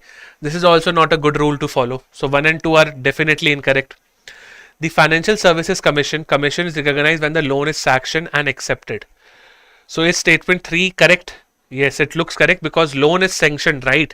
So money has given to you, the money has come to you, so you can recognize this revenue.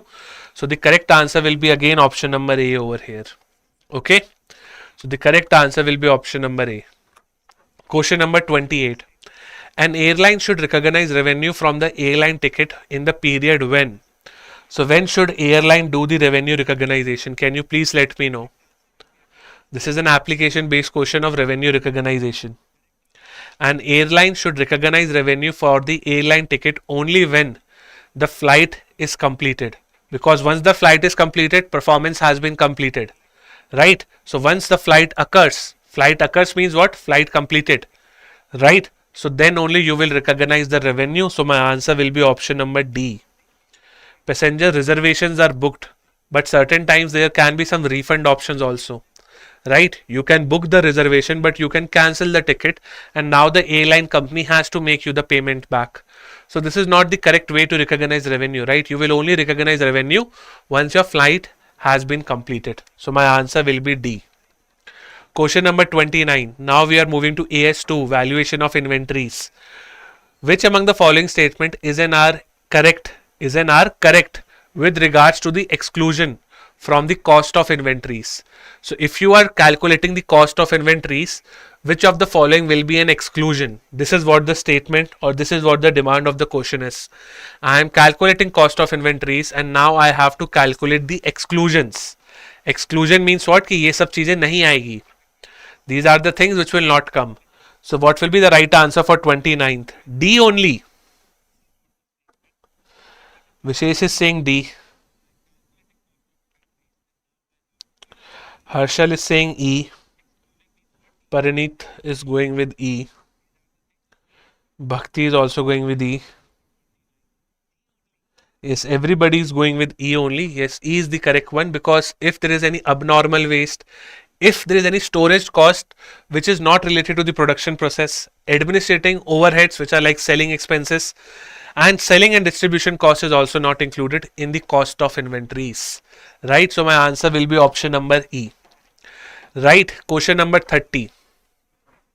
Question number 30. C Limited recorded the following information as on 31st March 2019. Opening stock is 80,000, purchases is 1,60,000, sales is 2 lakh, goods worth 30,000 were destroyed by fire, insurance company accepted the claim of 20,000. The company sells the good at cost plus 33 1 by 3%. This is a very good question. Take your time to address it. I will wait for 5 minutes in this question. Till then I will also do my calculation so that we do not waste a lot of time. You have to identify the closing inventory.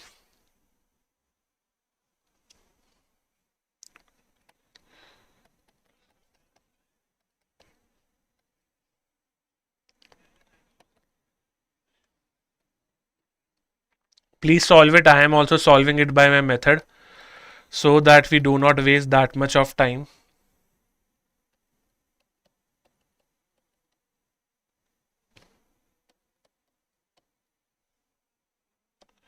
I hope you all are solving, otherwise I will get angry.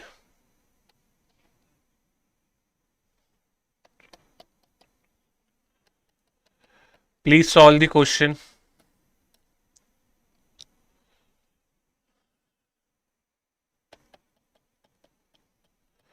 Please solve it. Do not waste my time and your time.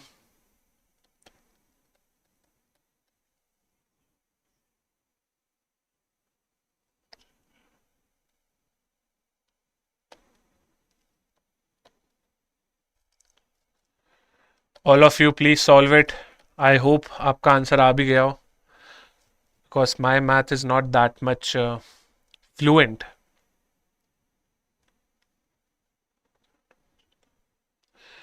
Anybody got the answer? 30th A, 10,000. Okay. What is the value of closing stock which you all are getting? First tell me this. What is the value of closing stock which you all are getting? 30th A. Yes, even I got my answer.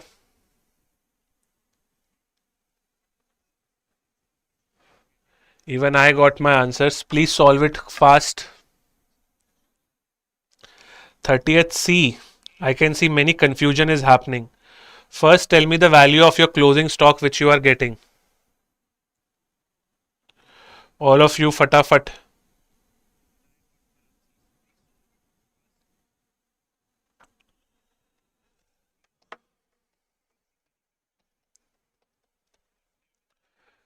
So मेरे according तो answer 60,000 होना चाहिए, which is option number D. एक बार check भी कर लेते हैं. Yes, D is the correct one. D is the correct one. How many of you got it correct? Nobody. Only one student. 30th A is incorrect. C is also incorrect, Harshal. Parinit, C is also incorrect. It will be option number D. C, simply saying, the first you have to identify that from where you have to start. The company sells the good at cost plus 33 1 by 3%. So this is like 133 1/3 percent, right? So if sales is there, sales is equals to what? 1 plus 1/3 by cost, right? This is like 100%, 1/3. Like I hope you know the value of fraction. So if you do this, your overall cost will be what? 3 by 4 of the sales value. So if you do this, your cost will come out as what? 1,50,000. And this cost is nothing. This is my COGS only. Basically, you just have to apply your maths, right? You have to just apply your mathematics. I hope you know that sales is equals to what? Your total gross profit is equals to what? You can apply the concept of gross profit also. Sales minus COGS, right? Now they are giving you a relationship which you have to solve. If you do this, your COGS is coming out as 1,50,000. If your COGS is coming at 1,50,000, apply the formula. Opening stock plus your purchases minus your closing stock. Direct expenses were not given over here, right? So your closing stock came out as 90,000 for me. Now the goods worth 30,000 were destroyed. So straight away reduce it from 90,000, which will be 60,000. This insurance company accepted the claim. This is not a concern for me. This is not a concern for me. So my answer will be option number D. Okay, and I hope you got this. Cost plus 33 1 by 3% means 133 1 by 3% of cost. This is basic mathematics. Come on, you should know this. Right, so my answer will be option number D. 31. Let's start with the question number 31. ABC borrowed USD or US dollars 5 lakh on 1st of March 2019, which will be repaid on 31st July 2020. ABC Limited prepares financial statements for the year ended 31st March 2020. Exchange rates are as follows. What will be the amount of repayment on 31st July 2020? What will be the correct answer for question number 31? Simple. Which rate you will take, that you have to identify. Some students will get confused in this only. You just have to take the exchange rate of 31st July 2020 only, which is 52.50. So just multiply 5 lakh to 52.50. You will get your answer. 5 lakh into 52.50 will give you the answer as option number C, which is 2 lakh 2 crore 62 lakh 50,000. 31 will be C. Yes, 2 crore 62 lakhs 50,000. You just have to multiply, and they are asking you for specific date, so you will choose the specific date only. You will not choose any other date. Right? Question number 32. A company ABC Limited took a loan of $10 million for 3 months on 1st January 2021. Exchange rate, this is a previous year question by the way, of the year 2022 of SEBI Grade A Phase 2 Paper 2. This is a previous year question. Exchange rate at the time of contract was 70. Then it depreciated to 72.5. Find the amount which will be transferred to P&L. Right? So you will transfer the exchange loss. In this case, it's 2.5. Because previously $1 was 70, now $1 is 72.5. So there is a loss of 2.5, right? There is a depreciation of Indian rupees of 2.5. Multiplied by the 10 million, you will get your answers in crores because you are transferring dollars into rupees. So my answer will be a loss of 2.5 crores. No, there will be no profit. There will be loss, Shrishmat, because your depreciation of Indian currency is happening. Depreciation of Indian currency is happening. How there will be profit? There will be loss. So answer will be option number B. 33. Chaliye, question number 33 now. Question number 33. James and Arun Limited purchased a second-hand grinding machine. Incurred the following cost: purchase price, dismantling, and this is a second-hand grinding machine. So they are bringing the machine from some other place, and this is a second-hand machine. Purchase price is 16,000. Dismantling at the current location is 1,300. Transportation is 700. Machine refurbishment prior to reinstallment is 350. Reinstallation is 550. According to AS10, cost of capitalization will be what? Simply do the total. Because purchase price, dismantling, transportation, machine refurbishment prior to reinstallment. Prior to reinstallment means what? Reinstallment se pehle.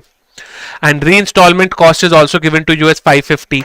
So these are all the expenses which is needed to make sure that the machine is ready to use. So that machine is ready to use. So my answer will be option number what? Do the total. Total, yes, 18,900. Let me check. Yes, it's 18,900 only. So my correct answer will be option number C. Chaliye, last two questions for commerce and accountancy. Then we will move to finance also. In finance, I will be solving the first 5 questions, then Jaskaran sir will take over again. Ravi Enterprises purchased a new production machine of 12 lakhs. The following expenses were incurred: freight and installation, trial and expenses, salary to be paid to an operator, annual maintenance entered into after commencement of the commercial production. Which of the following costs should be capitalized as a part of cost of machine? Question number 34.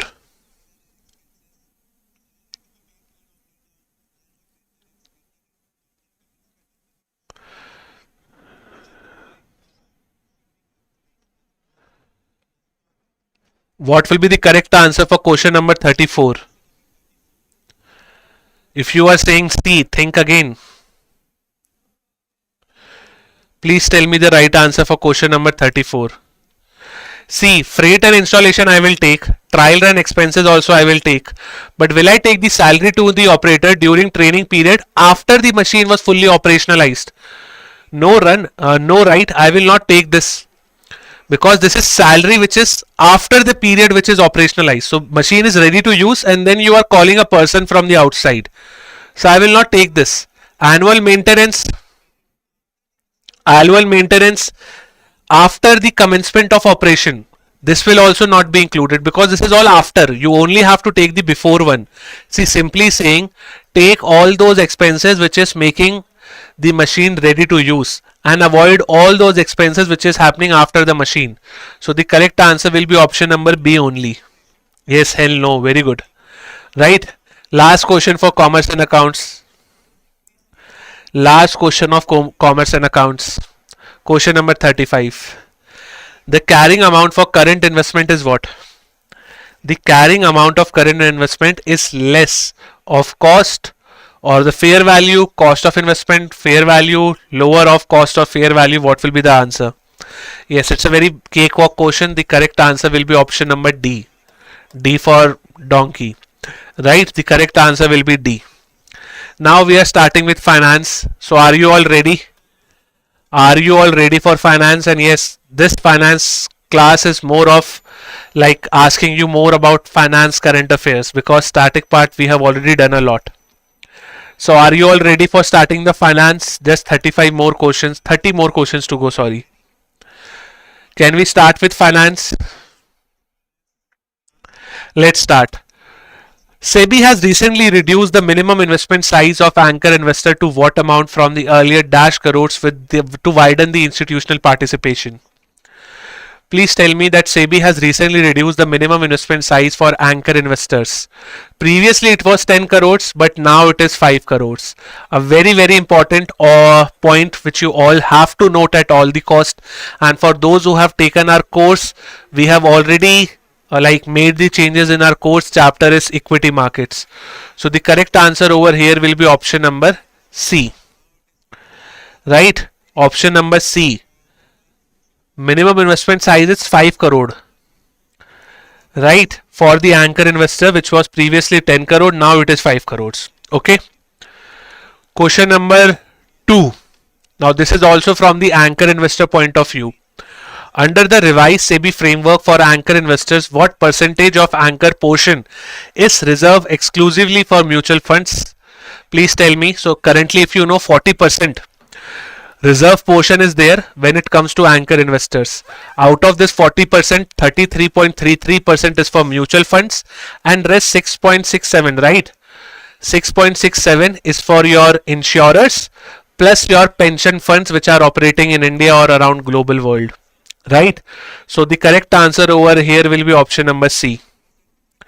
The correct answer for question number 2 will be option number C. Right? I can see very less participation because if you have not covered these questions, then this is a good platform to cover it. Question number 3, again from the anchor investor notification or circular of SEBI. Under the revised framework of SEBI, the anchor allocation above 250 crore, when the anchor investors are allocated 250 crore and above, how many investors are permitted to the first 250 crore? So let's say if I am having the anchor investor allocation of 600 crores, for the first 250 crore, what will be the total anchor investors which can participate? This is what the question is asking to you. The correct answer, if I am not wrong, will be option number C again, which will be 15. Right, 15. You just have to remember this table. This is very, very important for all of you. And again, for course students, we have already included this in your chapter of equity market video number 6. All the concept notes videos are updated. Right? So anchor investors, if the allocation is up to 10 crore, then maximum 2 anchor investors can be permitted. If the allocation size is up from 10 crore to 250 crore, then minimum 2, maximum 15, and above 250, for the first 250 crore, it will be minimum 5, maximum 15, and for every, after every 250 crore, the limit is of 10.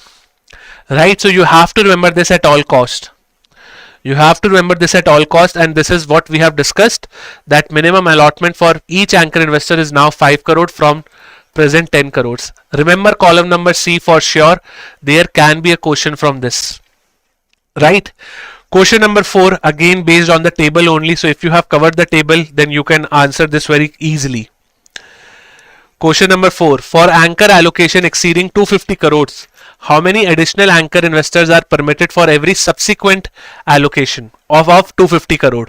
So if you have above 250 crore, you can see 10 additional.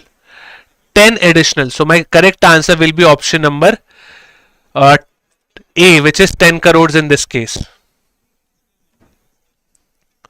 Okay, so my answer will be option number D, which is 10.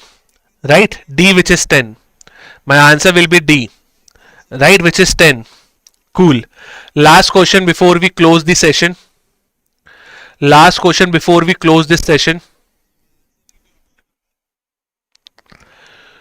The revised SEBI framework for the block deals for the new minimum transaction value.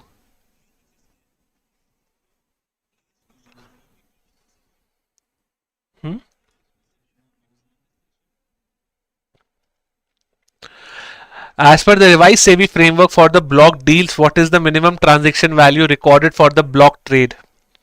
So now block trade is recorded at 25 crores. Previously it was just 10 crores. Okay. So this is where I will conclude my part, and I will now like Jaskaran sir to come and take the session forward. All the very best for your SEBI Grade A Phase 2 exam. I wish you loads of luck, and I hope you will get maximum marks. That's it. Have a great day ahead.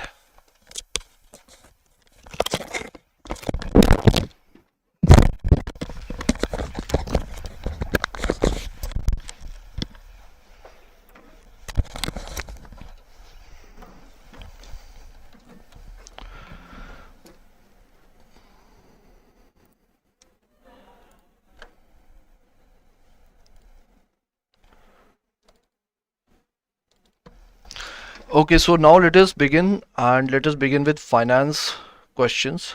Let us solve few more questions related to finance. So basically, firstly, we will see some questions related to budget, right? Some important areas. Then we will see some recent changes as a part of finance commission, and then we will see some questions regarding CPI changes also. So question number 6, as per the Union Budget 2026 to 27 documents, what is the estimated fiscal deficit as a percentage of GDP for the budget estimates, and how does it compare with the revised estimates of 2025 to 2026? So mark your answer for question number 6.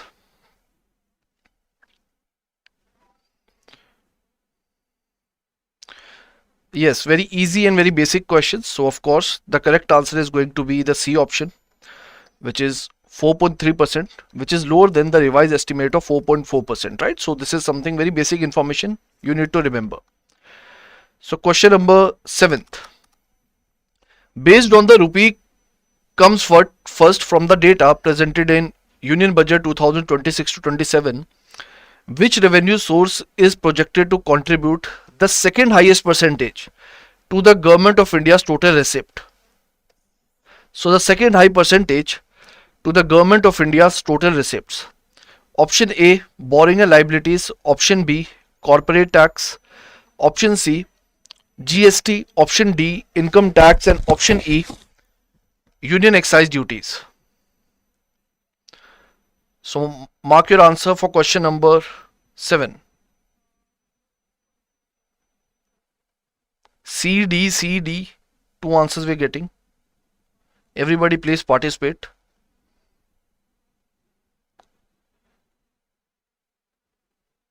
For question number 7th.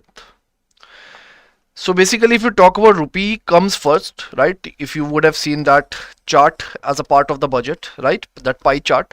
So basically, which has the highest percentage as a part of total receipt? The highest percentage is with respect to borrowing and liabilities, right? Which is, I think it is around 24% maybe, right? 23 to 24%. Then which one is the second highest? The second highest is income tax. Income tax, which is around 21%. The third highest is corporation tax over here. and then we have the GST, right? So this is the chronology that you have to remember. So the second highest has been asked as a part of the question. So D is going to be the correct answer, right? GST has around, I think, 15%. Just get it verified. I think it is 15%. Corporate tax is 18%. This is, I'm sure. And the B is income tax, right? So, okay, I've also added it as a part of this one, right? So you can read it later on. So question number 8. The Union Budget proposes amendments to STT, Securities Transaction Tax, to support and deepen financial markets. Which of the following combination correctly represents the newly proposed STT rates?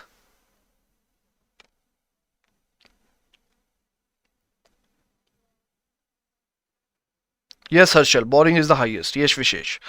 So question number 8 regarding STT. See, taxation is a part of your syllabus, right? Very specifically. So you have to know taxation reforms. Not all the reforms. बड़े बड़े numbers तो याद नहीं रखने, but important ones. Question is going to be asked from the budget, from the finance commission in the examination. These documents are very important. For question number 8. Yes. So D is going to be the correct answer to this question. अब इसमें कुछ समझने वाला तो है नहीं. Factual से information है, राइट? तो इसे चेंज कर दिया गया है. तो ये जो परसेंटेजेस है इन्हें याद रख लेना, ठीक है? It can be important for the examination. Now let us move on to question number 9. So this was the previous rate. Now this has been changed to these numbers. In the budget, under the tax reforms to boost the service sector, the government proposed changes to the safe harbor rules for information technology services. What are the new parameters regarding the threshold and the safe harbor margin?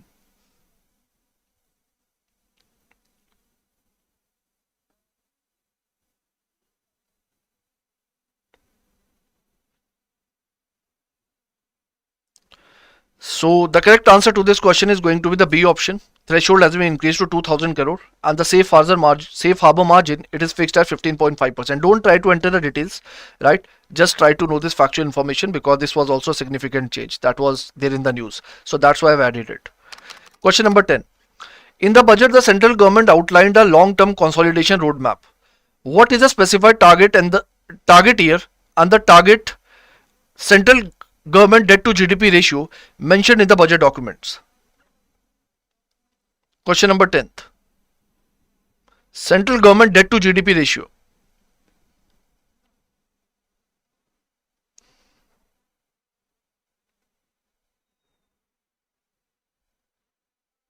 Yes, it is 50% plus minus 1%, right? 50% plus minus 1% of GDP by 2030 with respect to central government debt to GDP ratio.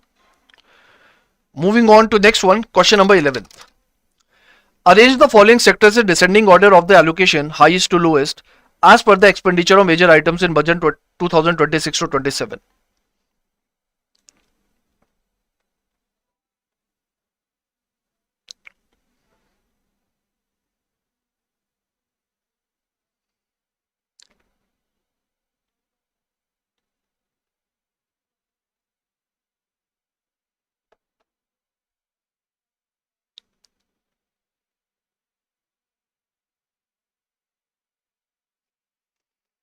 Question number 11th. So regarding this, E is going to be the correct answer to this question. And if you want to see this chronology, I have added this chart over here, right?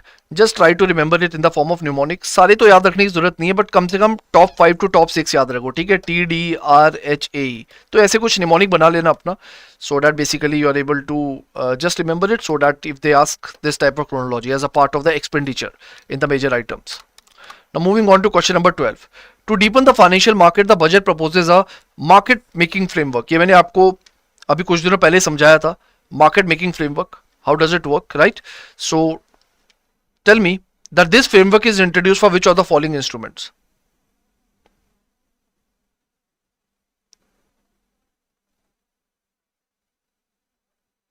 Question number 12.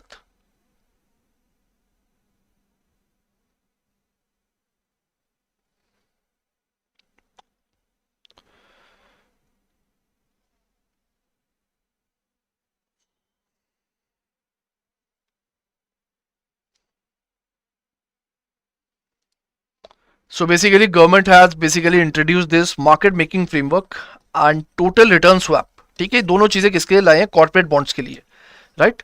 This is the purpose for which it has been introduce. और क्यों introduce किया है? To increase the liquidity, क्योंकि जो corporate bonds होते हैं they are highly illiquid in nature, right, harder to sell in the market as compared to the government bonds. So that is why these frameworks have been introduced. So C is going to be the correct answer to this question. Moving on to question number 13th. Okay ये मैंने यहाँ ये screenshot भी लगाया directly from the budget highlight only, right? So you can see this screenshot later on. It is regarding municipal bonds का. ये भी important है कि ये जो इंसेंटिव दिए जा रहे हैं regarding municipal bond, you should know this numbers, ठीक है? ये इंपॉर्टेंट नंबर्स हैं. Apart from that this is not important, this is not important, this is something that you should know कि किसके कंटेक्स्ट में these reforms have been brought. Question number 13th. Now this question is regarding Finance Commission. So with reference to the criteria of horizontal devolution of central taxes as recommended by the 16th Finance Commission, which of the following statement correctly reflects a shift from the methodology adopted by the 15th Finance Commission?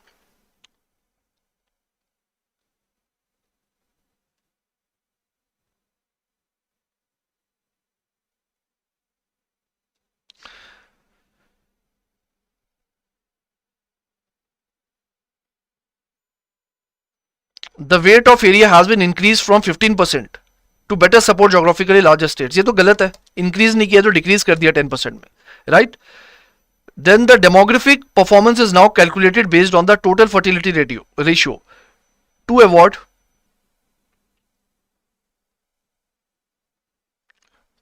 for population control. Now this is also incorrect, right? This is also incorrect. It is not there to reward population control, right? Many of you are not participating in the chat box, as I can see.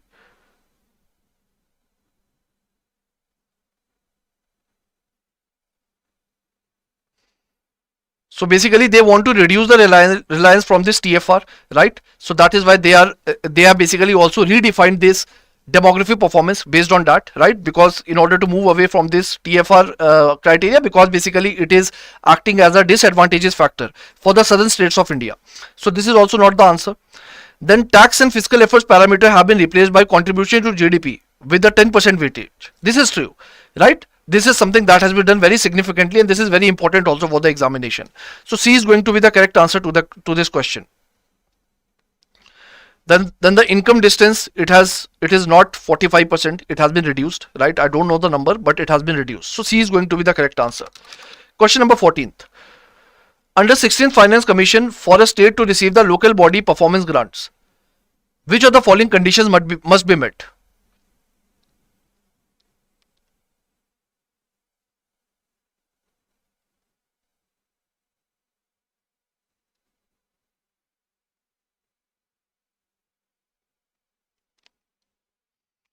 नहीं Harshal, B right नहीं है. B में वो population के regarding दिया, population से हम TFR से मूव अवे हो रहे हैं क्योंकि वो सदर्न स्टेट्स के लिए एक डिसइंसेंटिवाइज कर रहा था. That is Y.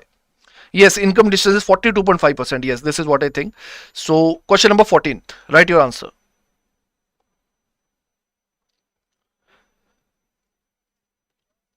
For a state to receive local body performance grants, which of the following conditions must be met?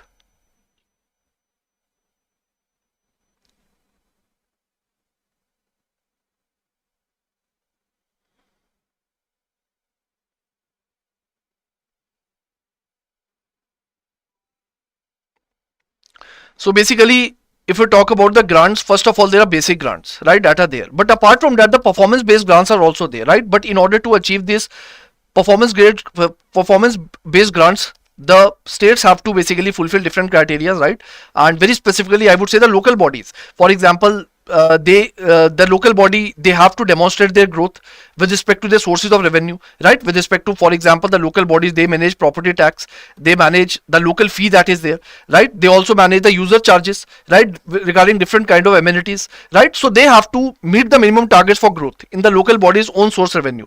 Then only I would say the performance based grant system is going to be allocated to them. So B is going to be the correct answer to this question. Now moving on to question number 15.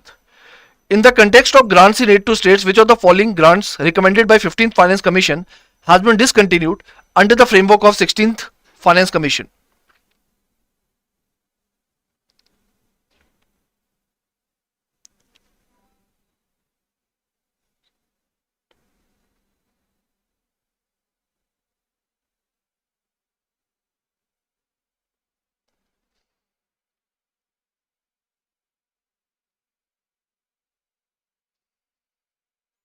This is very easy.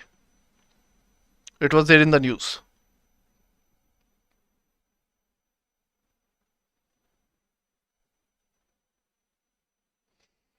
Okay, so 16th Finance Commission, basically it has discontinued the revenue deficit grant, sector specific grant and state specific grant, right? These are the ones that have been discontinued. Whereas if we talk about disaster management grant, it has not been discontinued, right? It has received major corpus as a part of the recommendation of the 16th Finance Commission.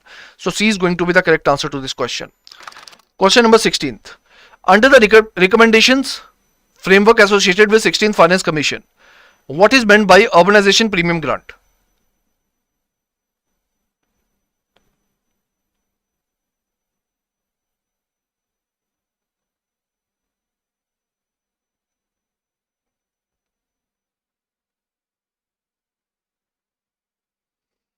So urbanization is something जहां पर government बहुत focus कर रही है. Last year भी आपको याद होगा एक अर्बन चैलेंज फंड लेके आए थे, right? That was introduced.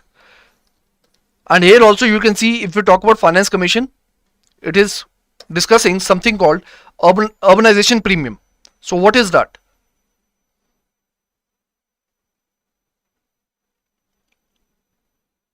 In order to address India's rapid urbanization. So C is going to be the correct answer to this question. It is a one-time grant for the merger of peri-urban villages into urban local bodies and formulation of transition policies, right? So for this purpose, right, this urban premium grant is there, right? So C is going to be the correct answer to this question. And what is the purpose? The purpose is basically to manage the unplanned urban growth so that we can strengthen the urban infrastructure. That is why these kinds of reforms have been brought by the government, and also such kind of reforms have been suggested as a part of 16th Finance Commission. Question number 17th. With respect to public sector enterprises reforms, what is the specific threshold recommended by 16th Finance Commission for placing a loss-making PSC for cabinet consideration? Manufacturing sector is a part of your syllabus, so that is why basically I've added this MCQ, because it is there in context to that as a part of Finance Commission.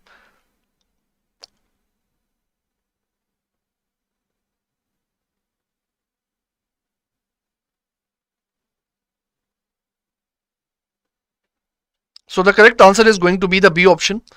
Basically, this Finance Commission report says that state, or I would say union, public sector enterprises that are there, which are incurring losses for 3 out of 4 consecutive years, right? They should be placed for the cabinet's consideration, right? So when the consideration is going to be started, based on that the decision is going to be taken that this enterprise is going to be shut down, it is going to be closed, it is going to be privatized, or it is going to be continued the way it is, right? So that is the reason, that is the intent, and B is going to be the correct answer to this question. Question number 18th. Under the revised CPI series, the weight of which component has been reduced significantly?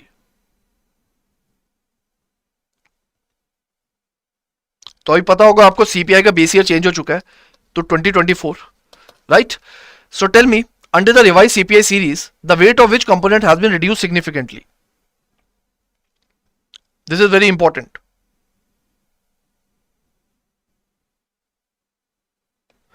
Ritik Singhal, Company Act, question number 7, answer should be C. I will see what is question number 7, Ritik. I will mention it in the comment box. I will look into it. Thanks for mentioning.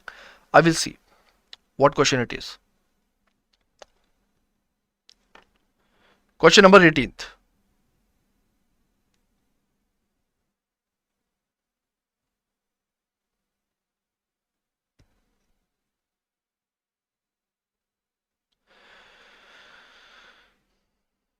So the correct answer to this question is going to be what?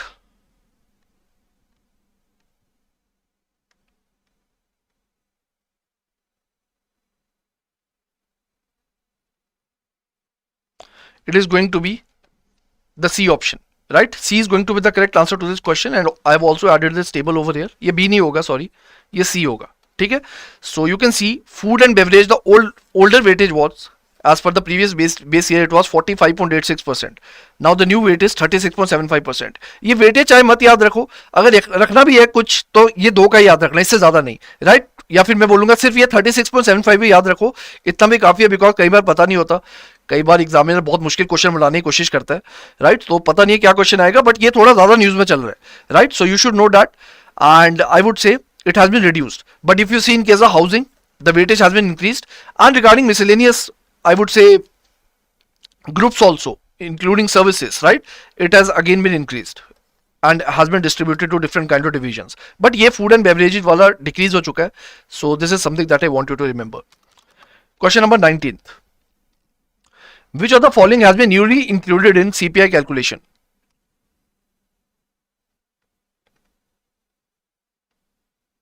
Which of the following has been newly included in CPI calculation?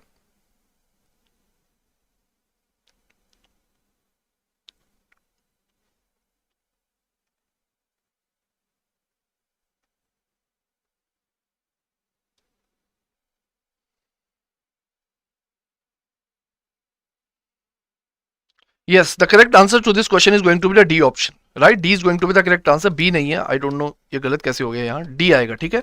और ये चीज थोड़ा सा एक बार देख लेना यार, इस पेज को एक बार देख लेना. The point is that they have added this.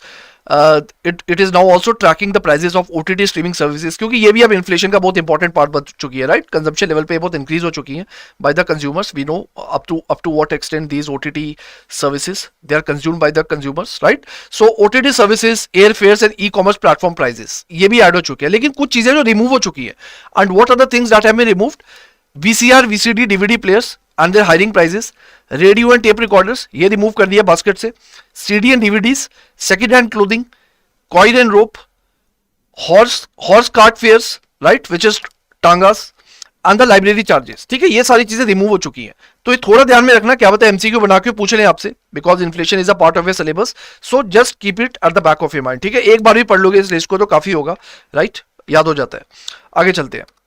Okay, apart from that I have added this table also. इस टेबल को भी एक बार देख लेना. ठीक है, this table can be important.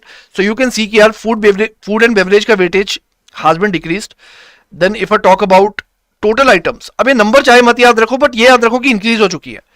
Trend याद रखो, इट हैज बीन इंक्रीज्ड, ये इंपॉर्टेंट नहीं है, right. Then data source, consumption expenditure to HCES, right? This is something that is a shift. ये याद रखना इंपॉर्टेंट है. Then I would say housing weight, you can see rural housing has been added. This is important for you to remember, right? So rural housing has been added and the weightage of the housing has been increased.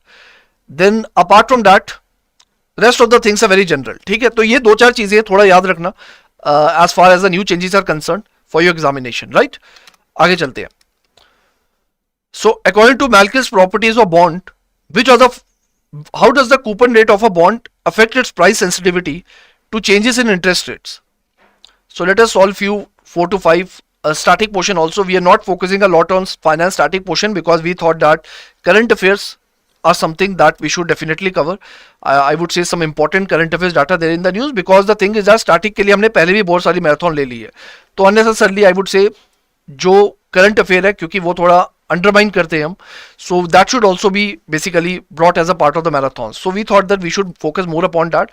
But हाँ, some questions regarding static are also there. But अगर आपको और question practice करने हैं, we have taken the previous marathons also, you can go through that too. So according to Malthus properties of bond, how does the coupon rate of a bond affect its price sensitivity to changes in interest rate?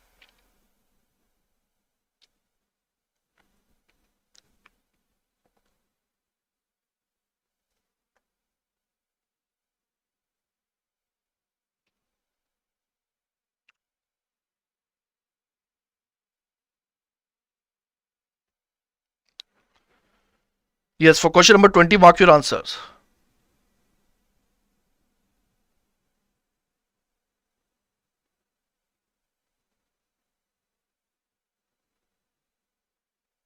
So basically, if you talk about higher coupon bonds have lower price sensitivity and volatility, right? And if you talk about lower coupon bonds, they basically have higher sensitivity and volatility, right? Therefore, higher coupon bonds, they are basically less sensitivity to interest rate movements, right, as compared to the lower coupon bonds. So based on that, basically, if you see the options, A is going to be the correct answer to this question, right? For question number 20, yes. So most of you have given the correct answer, except few. So moving on to question number 21. An Indian company issues a debt instrument in international market denominated in US dollar. The instrument gives bondholders the option to convert the debt into equity shares of a different company at a maturity. What is this instrument specifically called?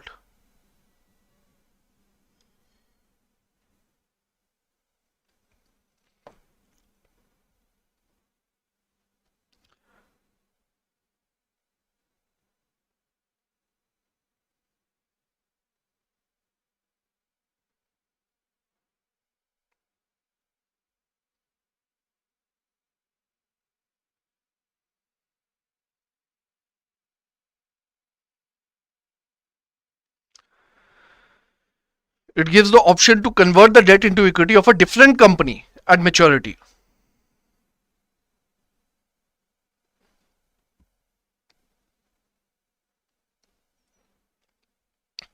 So since it is for the different company, what is going to be the answer? Yes. So C is going to be the correct answer to this question, right? Foreign currency exchangeable bonds, right? So as all of you are given the correct answer only, except few again, right? One or two correct answers are incorrect, but C is going to be the correct answer, not the A or B option, right? Now moving on to question number 22. Under the peer-to-peer lending framework regulated by RBI, what is the maximum permissible exposure that a single lender can have to the same borrower across all P2P platforms?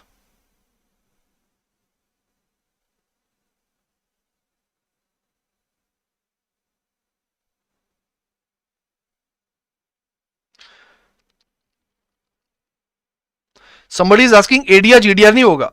नहीं, ADR GDR नहीं होगा. किसने पूछा है question? विशेष ने पूछा. विशेष नहीं, ADR GDR नहीं होगा because ADR GDR they basically represents, if we talk about ADR and GDR over here, they basically represents the shares of a company, not the debt instruments, right? The question is about debt instruments. So either या तो A या C में confusion हो सकती थी, लेकिन A नहीं होगा, right? Because it is over here that can be converted into equity for the same issuing company, right? But it is asking about the different company, right? So in that sense, C is going to be the correct answer to that question, not FCCB, because it is for the same issuing company, not the different. So I hope it is clear to you. Question number 22.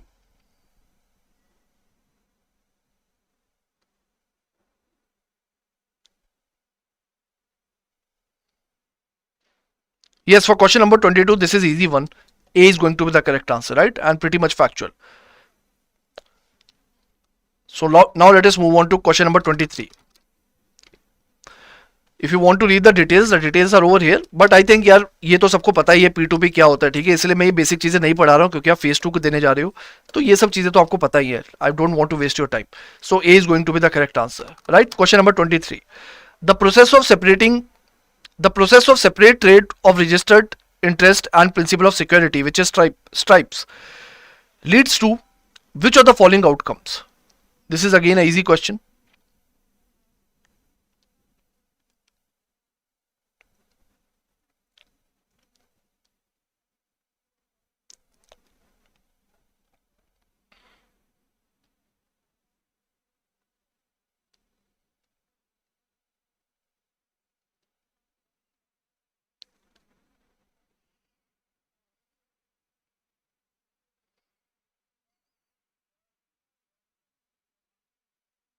So stripes basically it helps the investors to choose specific maturities as per their needs, right? So over here basically the periodic coupon payments that are there, right? Periodic coupon payments that are there and the principal repayment, right, of a bond, they are basically split into the individual securities, right? And each of the securities is going to be treated as a separate instrument as a part of it. So if you see the options over here, so what is going to be the correct answer regarding this one?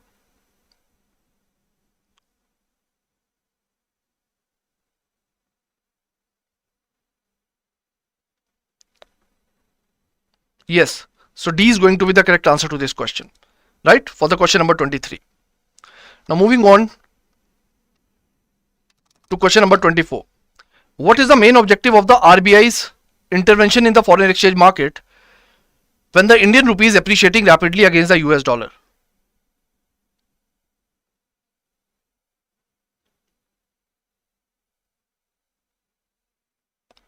when the Indian rupee is appreciating rapidly against the US dollar. So the appreciation of Indian rupee is happening. So what intervention the RBI can take?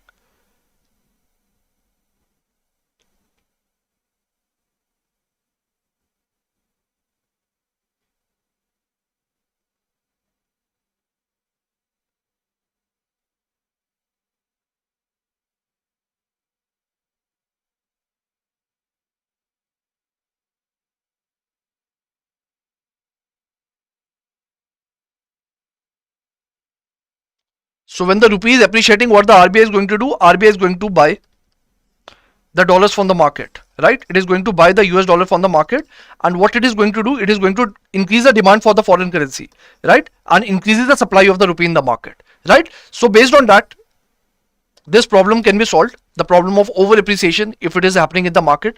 So I would say D is going to be the correct answer to this question, right?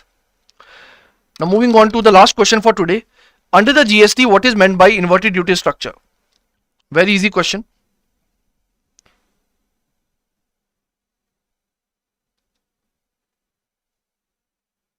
So inverted duty structure basically means when the GST rates on inputs, for example the raw materials, right, it is higher than the GST on the final output. So this creates some sort of mismatch in the tax system, right? And this is reflected in the form of inverted duty structure. This is called inverted duty structure, right? So that is it from my end, and I would say I wish you all the best for your examination, and